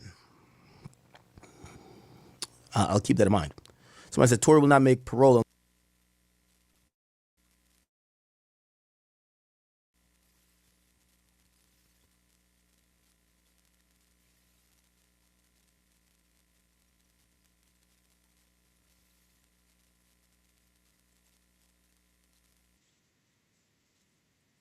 According to reports, the public integrity section has now been decimated, and the FBI's public corruption squad has been disbanded. I would like to submit for the record New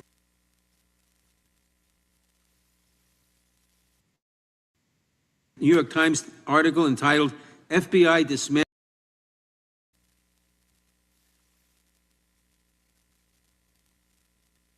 Santos Elite Public Corruption Squad.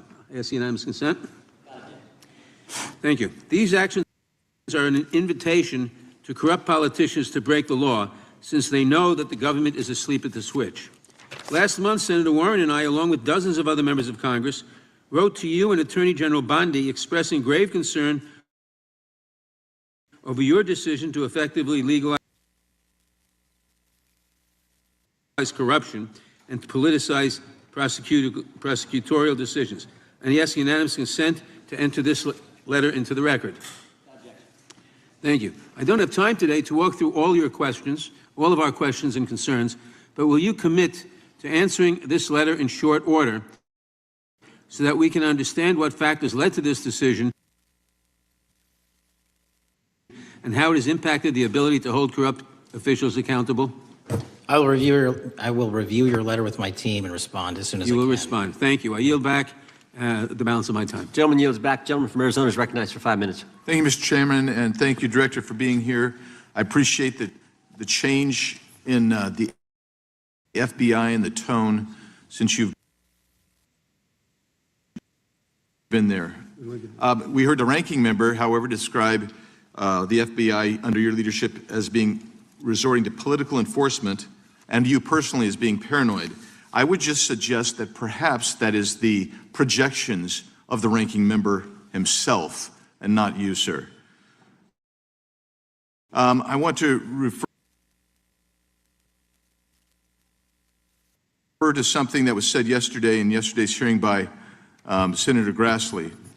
He said, it's well understood that your predecessor left you an FBI infected with politics. At your nomination hearing, he gave you records, made public records about whistleblowers regarding something called Arctic Frost. Arctic Frost was the FBI case opened and approved by anti-Trump FBI agent Thibault, and Arctic Frost became Jack Smith's elector case. The new records show that Arctic Frost was much broader than just an electoral matter. In fact, it was expanded to Republican organizations. Some examples of the groups that the Ray FBI sought to place under political investigation included the Republican National Committee, Republican Attorneys General's Association, and Trump political groups. In total, 92 Republican targets, including Republican groups, Republican-linked individuals, were placed under the investigative scope of Arctic Frost. On that political list for investigation was one of Charlie Kirk's groups, Turning Point USA. In other words, Arctic Frost wasn't just a case to politically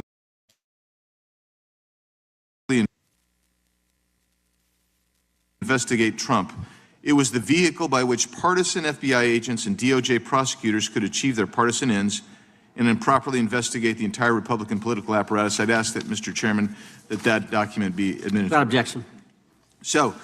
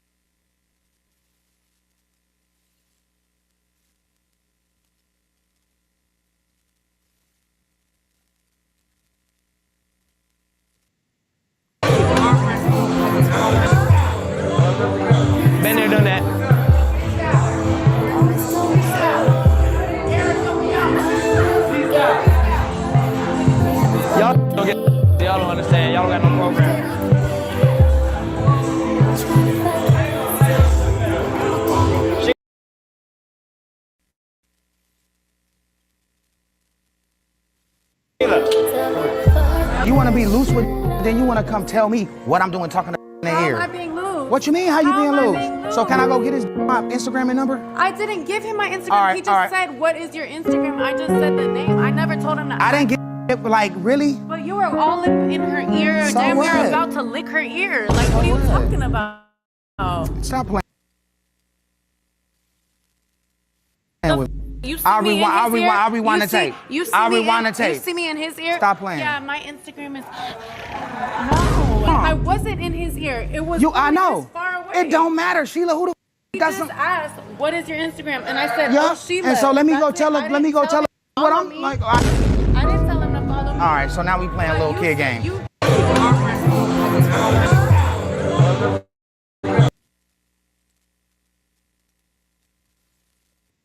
Been there, done that.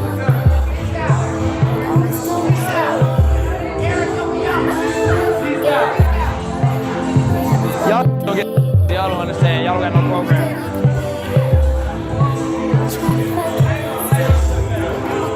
Sheila. You want to be loose with, then you want to come tell me what I'm doing talking to in the ear.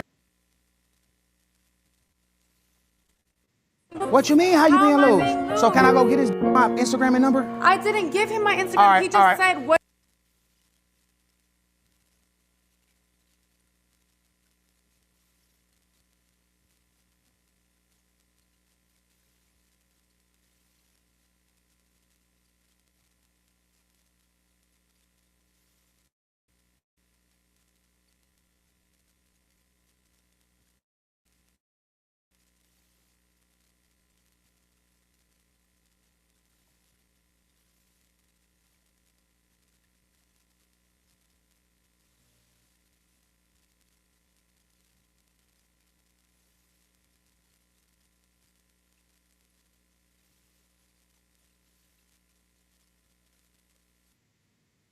Hey, it's Camila Stevenson, and around here we talk wealth. And listen, something major just happened this week with XRP, something that most people completely missed. Why? Because it wasn't a price spike, and that's what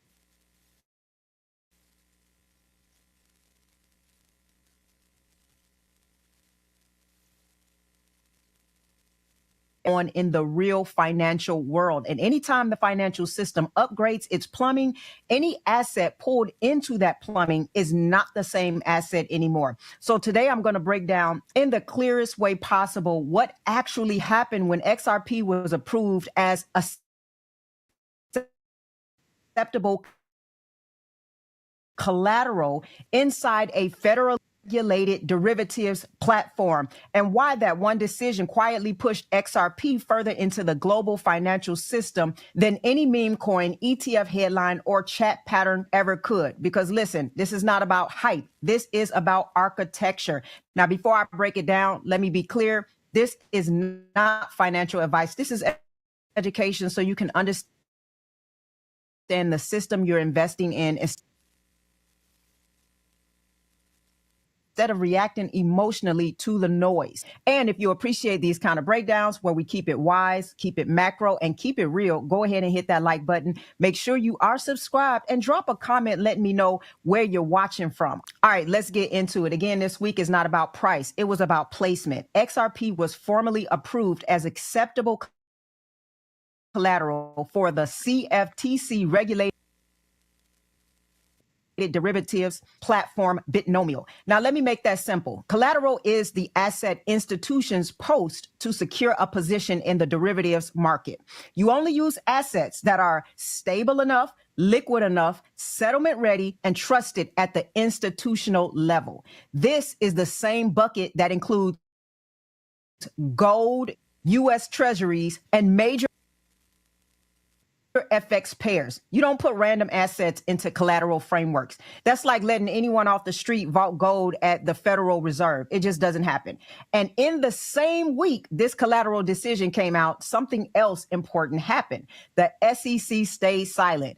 So this means the CFTC approved XRP as acceptable collateral, and the SEC did not object. And then the DTCC quietly expanded settlement windows, something they only do when modernizing the collateral layer. Family, this is not an accident. This is coordination. Now, I want to break down what collateral status really means. When the CFTC approved XRP as acceptable collateral, they didn't just say, yeah, sure, throw it in the mix. No, collateral is the backbone of the derivatives system. It's the assets institutions trust enough to post when they're taking on leveraged or hedged positions.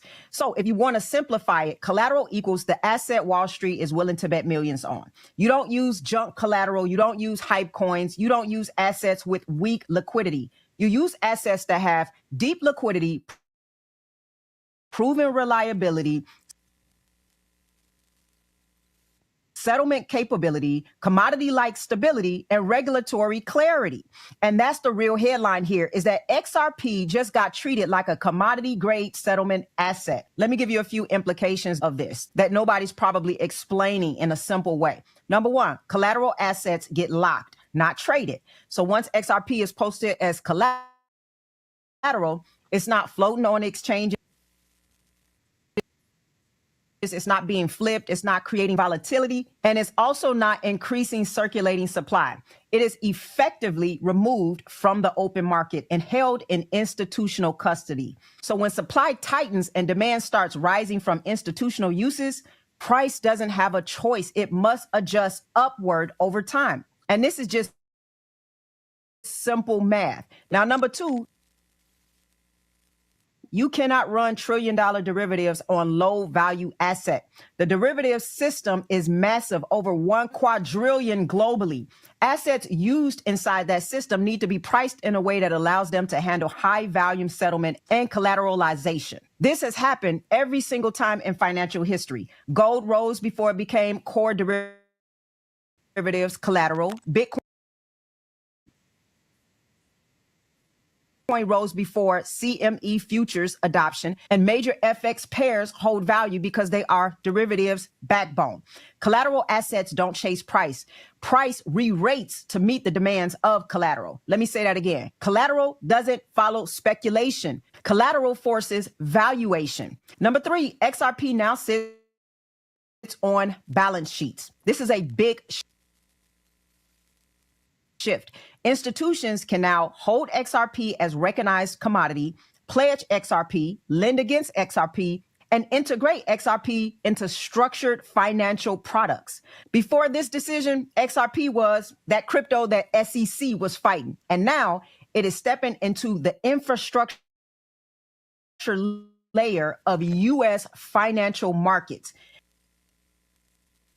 And then number four, this was not a price story. This was a plumbing story. I have to repeat that because everybody is looking at the charts, waiting on a move. By the time the move happens, you are already too late to the party. And that's why I'm educating you in the macro environment so that you can align your conviction to the actual macro story, which really gives the sober implications of where this price could move in the near future.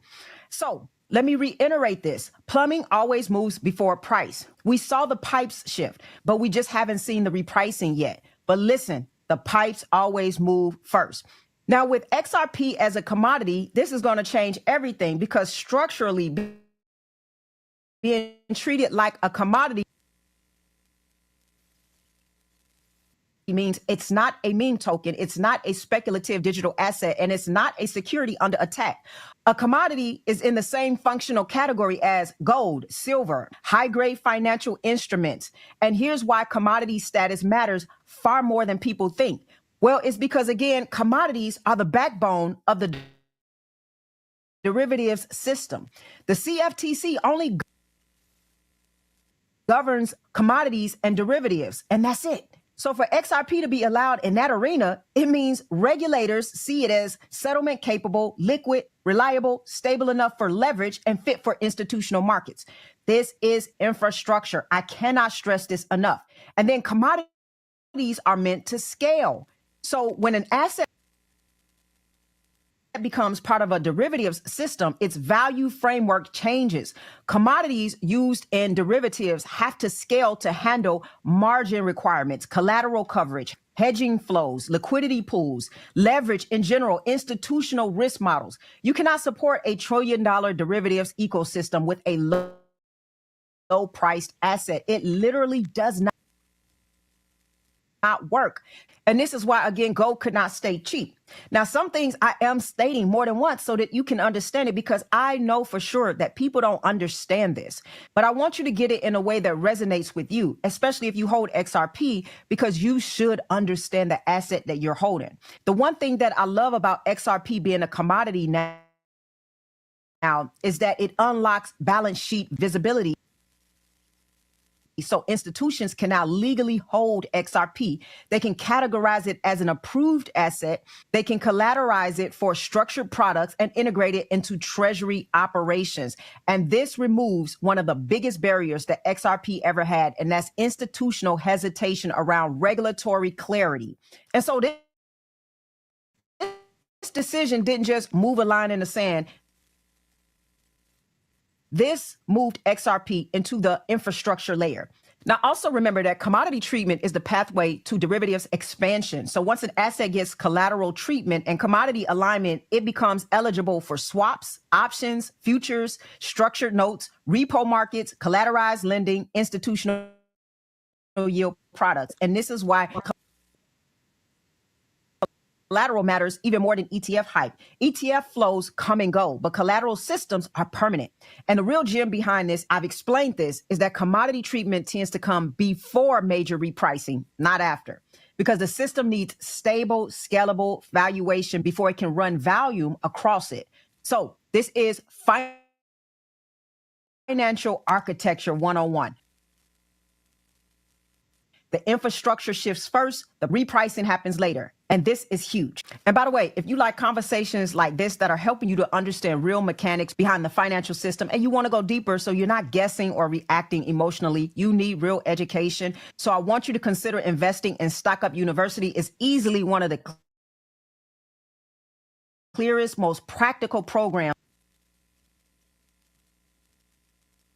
on charts, options, risk, volatility, and long-term portfolio strategy. If you want to take your understanding to that next level, there is a special discount available through my link in the description. Just use the code when you sign up. All right, so I want to zoom out for a moment because this isn't happening in isolation. There are two major macro forces building behind the scenes, and XRP's new collateral status plugs directly into them. So let me break that down for you really quick. First of all, the world is drowning in debt, and there's only one play left. Governments don't default, they inflate. The only way central banks can survive the next few years is by printing and devaluing their currency to stretch their debt across a bigger money supply. What does that mean for you? If you don't own appreciating assets, inflation eats everything you own. If you do own appreciating assets, inflation works for you. And this is why wealthy people are buying assets aggressively, especially assets that can earn yield in a digital system. And XRP is being positioned for that world. Then you also have institutional accumulation accelerating quietly. Retail looks at the charts, but institutions look at the flow. So here's the flow. We saw around 803 million XRP leave centralized exchanges. Then we saw hundreds of millions move into the ETFs and institutional wrappers.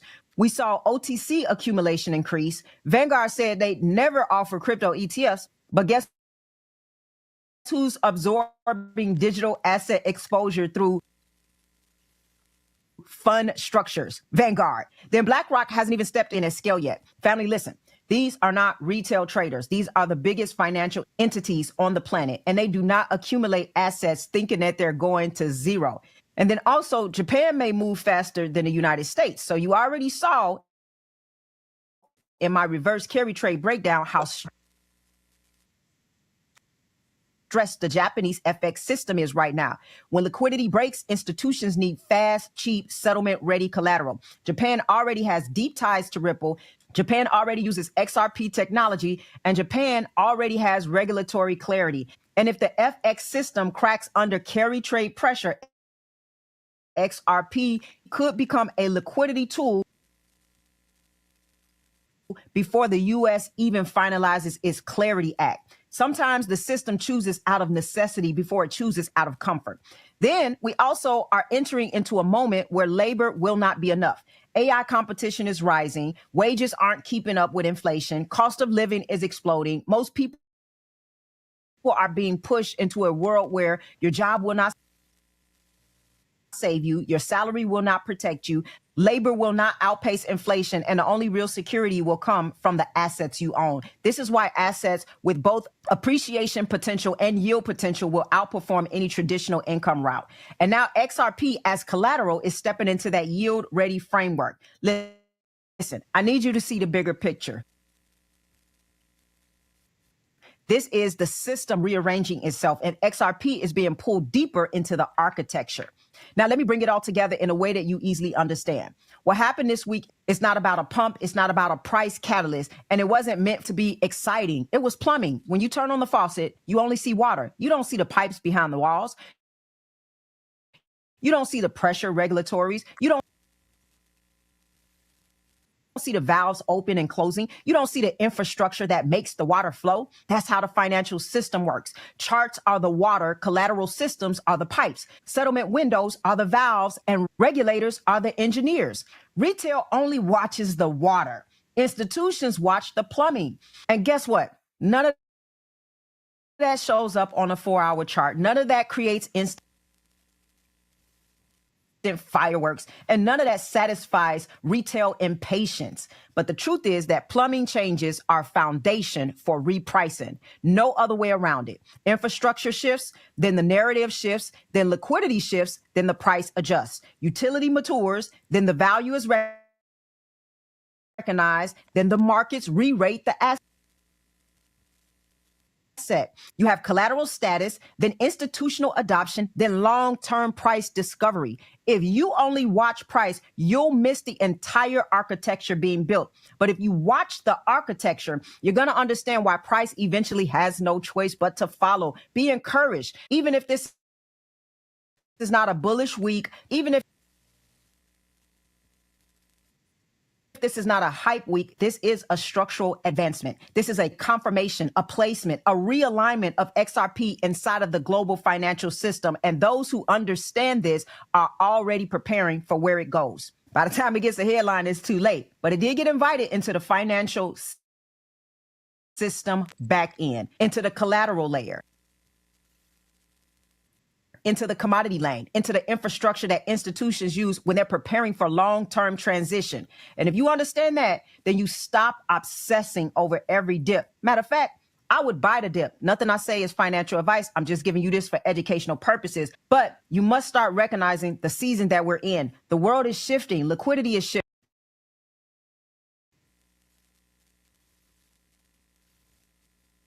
Debt is accelerating. Inflation isn't going anywhere, and institutions are positioning quietly while retail is still waiting for fireworks. This is not the moment to get emotional. This is the moment to get educated, to get structured, and to get positioned. And if you're ready to go deeper, not just listening, but actually learning how the system moves, then invest in your education with Stock Up University. It'll help you think like a strategist, not just someone always reacting to the charts. There's a special discount available through the link in the description. Use my code. And listen, if you want more hands-on coaching, I am upgrading my entire coaching ecosystem for 2026. I got new tools, new structures, new trainings, new support, because the season that we're entering in requires clarity, discipline, health, and wealth, not confusion and panic and emotional decision making. If you want to be a part of this community before the new upgrades and the new pricing rolls out, this is the time to come in. The link for the community is in the description. Family, listen, stay calm and stay strategic, and stop letting the noise distract you from what the system is quietly preparing for. You better be quietly on the back end preparing too. Stay wise, stay wealthy, and I'll see you in the next video.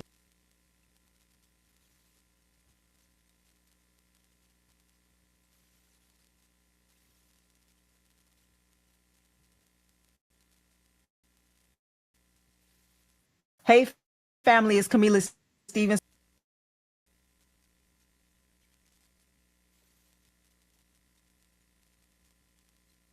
And we're talking about wealth right here. Now, everybody who owns crypto, I know you're waiting to guess how XRP could probably reach double or triple digits right now. And most people are looking in the wrong direction. They're starting with the charts. They're arguing about market cap. They're debating utility. And meanwhile, the biggest macro shift in 30 years is happening on the other side of the world. Japan, after the 3 straight decades of zero interest rates, is experiencing a financial earthquake.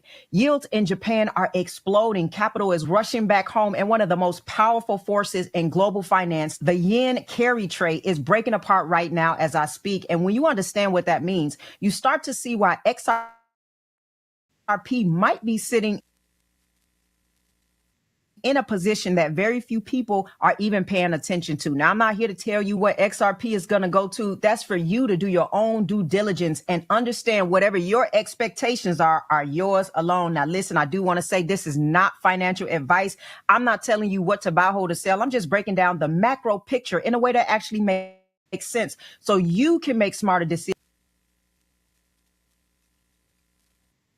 for yourself. Now, if you love content like this, make sure you hit that like button and please do subscribe so that you don't miss the next video. Now, let's start with what's happening in Japan right now, because this is the foundation for everything that follows. For over 30 years, Japan kept interest rates at or near zero. That means borrowing yen was almost free. And because it was basically free money, global institutions got addicted to what's called the carry trade. We'll break that down in a minute. But here is the part that most people don't realize. Japan's interest rates are not zero anymore. They're rising fast. The 10-year yield in Japan is around 1.85%. The 30-year is around 3.4%. And the 40-year is around 3.71%. Now, for Japan, a country that lived at 0% for decades, those numbers are massive. It's like going from standing water to a tsunami. Now, here's why this matters. For 3 decades, Japanese institutions didn't want Japanese bonds. Why would they? Yields were flat. There were no returns. So where did they put that money? Well, they put it into the U.S., into U.S. stocks, into U.S. bonds, into U.S. tech, and yes, even crypto, including Bitcoin. But now Japan's yields are rising, which means for the first time in 30 years, Japanese institutions do not need to buy U.S. assets to get returns. They can finally make money at home. So we're seeing something we haven't seen since the 1990s. Capital is flowing out of the United States and back into Japan. Now that flow, that's a reversal, and it's one of the most disruptive forces in global liquidity. And it triggers something called the reverse carry trade,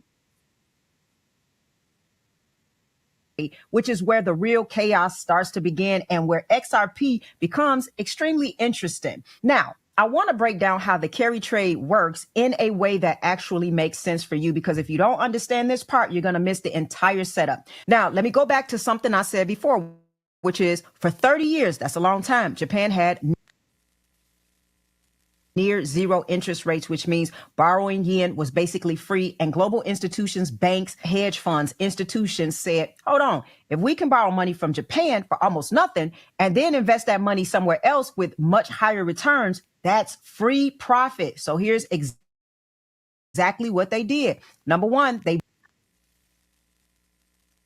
borrowed cheap yen at, again, 0% interest. Number two, they convert that yen into dollars. So now they're holding U.S. cash. And then number three, they use that cash to buy higher yielding assets. Like, as I said, bonds, stocks, tech, emerging markets, crypto, all of that. This was the carry trade, borrowing at almost nothing, invest 4, 5, maybe even 10%, keep the difference. And because this was so easy and so profitable, it pumped global markets for decades. People don't realize how big this really was. We're talking about trillions of dollars leaving Japan and flooding into the US and global markets. And this is part of why the U.S. stock market grew so aggressively, the bond market stayed strong, Bitcoin got massive liquidity during risk-on periods, and global risk assets boomed. The carry trade was like global oxygen for the markets. But now that Japan's yields are rising, that oxygen is getting cut off, y'all. And the moment the carry trade stops working, the moment the math breaks, meaning the math ain't mathing no more, we enter into something called the reverse carry trade. And this is where things get really messy. Now, family, before I break down the reverse carry trade and why it matters for XRP, I really need to say this quickly. If all of this sounds new to you, or if you realize and nobody ever taught you how global liquidity works, please don't stay confused. Get educated. The best place to start is Stock Up University. I'm going through it myself, and it's one of the clearest, most practical financial education programs out there. Larry has extended the Black Friday sale just for you, and he gave my audience an additional discount. So if you use the link in the description and enter the code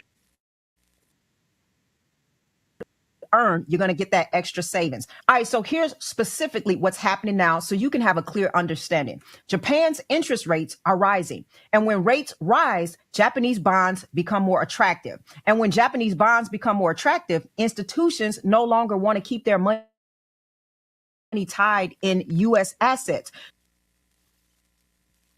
So what do? They start selling. And I don't mean selling a little bit. I mean massive forced selling of the U.S. stocks, the bonds, the techs, the markets, all of it, the crypto, Bitcoin, whatever. Why? Because they borrowed yen decades ago. They converted it to dollars, invested those dollars in global assets. And now the yen is getting stronger and Japanese yields are rising. Those investors have to unwind the trade. They have to return the yen that they borrowed. And the only way to do that is to sell the foreign assets that they bought and convert the cash back to yen. That process right there is the reverse carry trade. And it causes sudden liquidity shocks, big market dips, increased volatility, selling pressure hitting assets that did nothing wrong, and forced liquidations in risk markets. This is why you may see some markets starting to shake even when the U.S. economy looks fine. It's not about fear and it's not about the charts. It's not about the FUD, but instead it's macro mechanics. Markets don't fall because people are emotional. They fall because liquidity gets pulled out of the system by macro forces that most people don't even understand. And so here's the key part. Bitcoin could get hit hard because it's one of the most liquid assets in the world. If institutions need to free up cash quickly, they sell Bitcoin first, not because Bitcoin is bad, but because Bitcoin is easy to sell instantly. And this is where the opportunity for XRP starts to open. And I just want to tell you, I have both XRP and Bitcoin. And if any of them were to fall, I'm just going to load up some more. But with that being said, I want to talk about why XRP is uniquely positioned in a liquidity crisis. Here's where everything is going to come together. Because when people hear liquidity shocks, they think everything goes down, everything gets crushed, everything loses value. And in short term, yes, markets can get very shaky, but in liquidity crisis, something interesting happens. The tools that can move money fast becomes more valuable, not less. And that's where XRP enters the conversation. Let me explain this very clearly. Japan is not just another country. Japan is one of the largest FX markets in the world. Japan is also one of the largest cross-border payment hubs in the world. That means Japan's institutions move trillions of dollars across borders every year. And Japan has something the rest of the world doesn't. Deep ties to Ripple and XRP. SBI, one of the biggest financial institutions in Japan, has been connected to Ripple for years. They've explored digital settlement. They've invested in Ripple products. They run validator nodes, and they've been public supporters of XRP utility. So now imagine this. As the reverse carry trade hits, liquidity dries up, spreads widen, FX pressure increases, cross-border settlements become more expensive, money moves slower, and markets are stressed. Do you know what banks and large institutions prioritize during financial stress? They prioritize speed, settlement certainty, low liquidity costs, reduced FX friction, and XRP was literally built for that. This is the part that most people are going to miss. XRP hype driven asset. It's an infrastructure asset. An infrastructure becomes more valuable when the system is breaking, not less. If Japan needs faster settlement, lower cost transfers, tools that reduce liquidity risk, and the ability to move money cross border instantly, XRP is one of the few digital assets that can actually step in. Now, this is not speculation. Again, this is macro logic. Let me put it simply. If the problem is liquidity, the solution becomes assets that can provide liquidity. That's XRP's entire purpose. Not memes, not hypes, not vibes, liquidity, settlement, FX rails. This is why Japan, of all countries, is the most important indicator, because Japan is the epic center of FX flows. Japan has already tested Ripple technology. Japan is open to digital settlement, and Japan is entering a 30-year financial transition. When a system this big starts changing, the tools it chooses to fix those problems can get revalued overnight. So this utility-driven demand could create realistic high numbers of XRP, okay? So how does realistically XRP reach triple digits? Again, I'm not telling you what XRP is going to reach. I'm just sharing with you the information so that you can see the things that could come into place that could probably allow XRP right now to become more valuable. So I'm just showing you what would actually have to happen for this kind of revaluation. I'm not sharing this because I feel bullish or anything. I actually have lower expectations, but hey, I'm okay with any opportunity that goes above my expectations. So it has nothing to do with my personal opinions at all. Nothing I say is financial advice. I'm sharing for education. Purposes only. Do your own diligence. But I'm talking about the fact that it's math, it's liquidity, and it's utility adoption. So let me break that down clearly. When an asset is used for real settlement, especially cross-border, the demand comes from institutions, not retail. That's why I'm saying I can't make this price go up. You're not going to make this price go up. It's the institutions and the demand that would make this price go up. And institutions don't buy $50 of XRP. They don't always dollar cost average. They don't flip short term. They buy in millions, tens of millions, and sometimes billions. And I know because I'm watching the whales load up. And they hold because they need liquidity daily, hourly, or even by the second. So here's how the price mechanics work in a utility-driven model. And I do want to note that I gave the same hypothetical situation to AI, and they said the same thing. And so, again, it's not about the price point. It's just about if all of these things explode at the same time, almost like a big catastrophe all at once. This is how we get to a high XRP price. Number one, supply becomes locked up. So when banks or institutions use XRP for settlement, those units are not flipping around on exchanges. They sit in custodial accounts, liquidity pools, corridor wallets, private infrastructure. XRP's liquid supply starts to shrink, and this dries up the available amount on the open market. So when supply shrinks, price rises by mathematical reality. Number two, institutional demand is sticky. This is the major difference from hype cycles where retail buys, retail sells.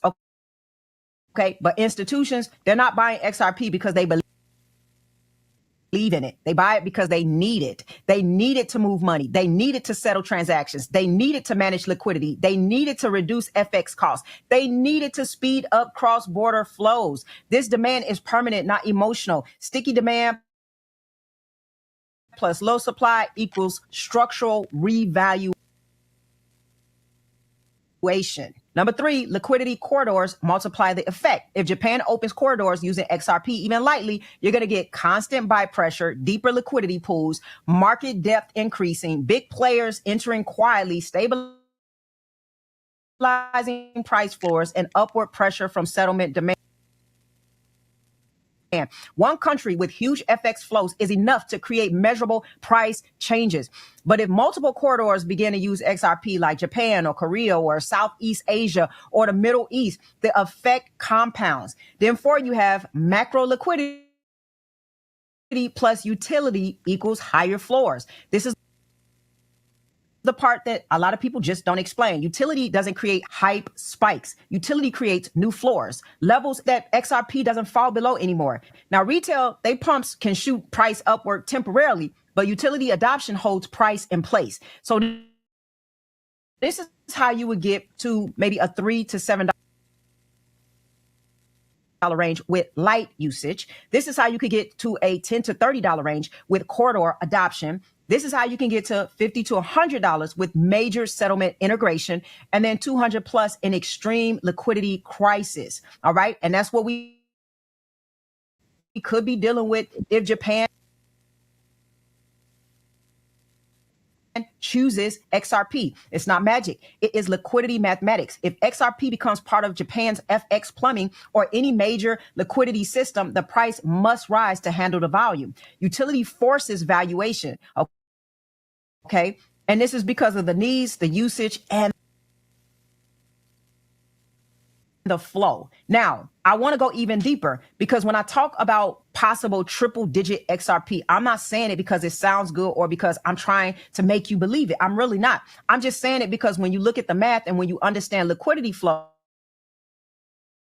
FX value, cross-border settlement, and institutional demand, you start to see very clear, realistic price tiers. If then situation. Let me say that. Now let's walk through them one by one so you understand. And again, I did test it with AI. And so we did talk about tier 1, which is light adoption, $3 to $7. This is where, let me explain it. Japan uses XRP lightly. Only a few corridors, test ripples, rails, small scale liquidity support, minimal bottleneck reduction, or limited institutional demand. Nothing crazy, just basic utility. This alone could push XRP price from the 3 to 7 range consistently. This is the training wheels phase. And again, I'm going through these numbers. These have nothing to do right now with the charts. These are macro events, okay? Tier 2 is the medium corridor usage. That would be $10 to $30. Now you have maybe several corridors open, cross-border flows increasing, more institutions using XRP for intra-bank transfers, FX stress making fast liquidity more valuable, and settlement speeds saving banks real money. This is where the demand outpaces the liquid supply left on exchanges. $10 to $30 can become a natural floor. It's not hype. It's just what happens when real infrastructure starts using a finite asset. Tier 3 would be heavy settlement integration, maybe $50 to $100. This level could require Japan using XRP for major liquidity assistance, SBI level adoption, large FX corridors using XRP as a bridge, significant flows moving through Ripple rails, banks demanding XRP to reduce liquidity risk, and utility-driven structural revaluation. This is where XRP no longer trades like a crypto. It trades like critical financial infrastructure. So $50 to $100 can become a mathematically reasonable valuation for the liquidity role XRP would be playing. This isn't moon math. It's macro math. I'm going to stress that. Now, here is tier 4. Let me be very clear here. I am not saying that this will happen.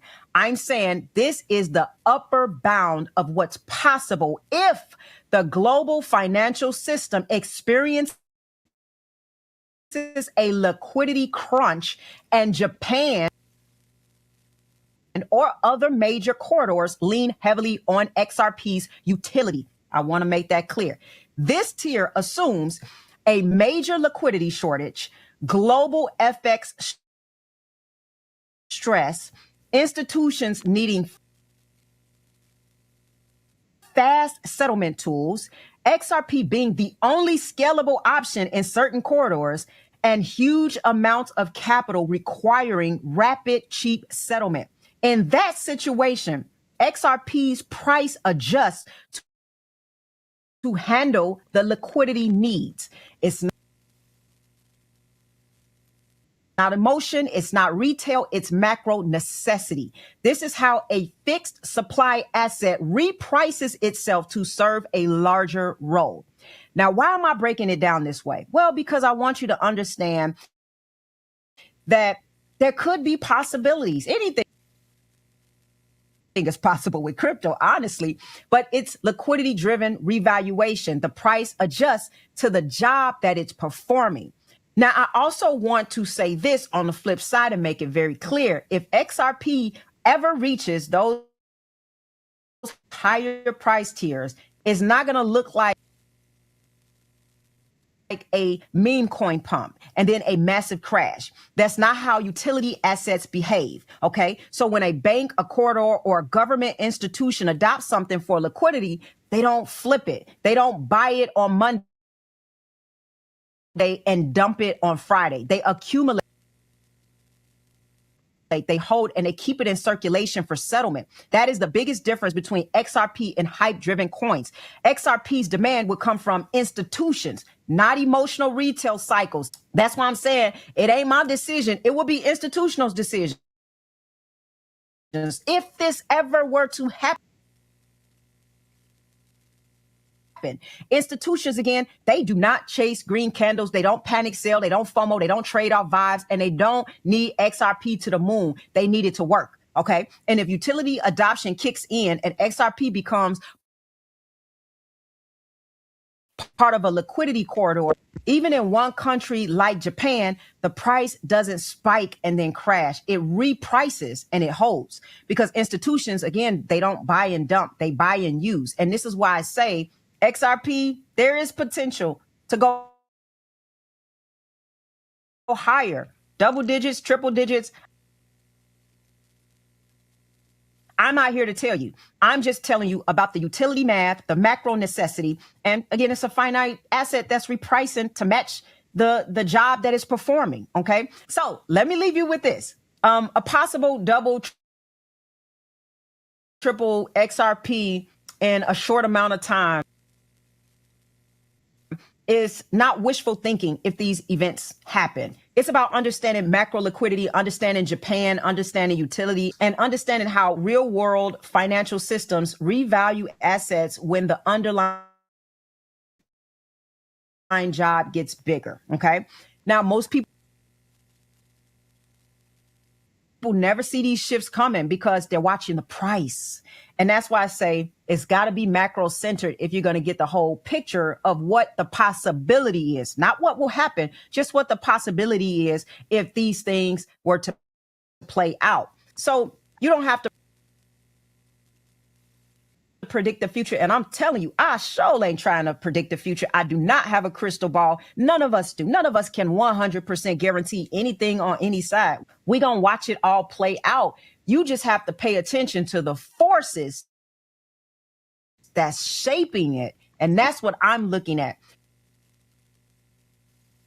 And if you want to go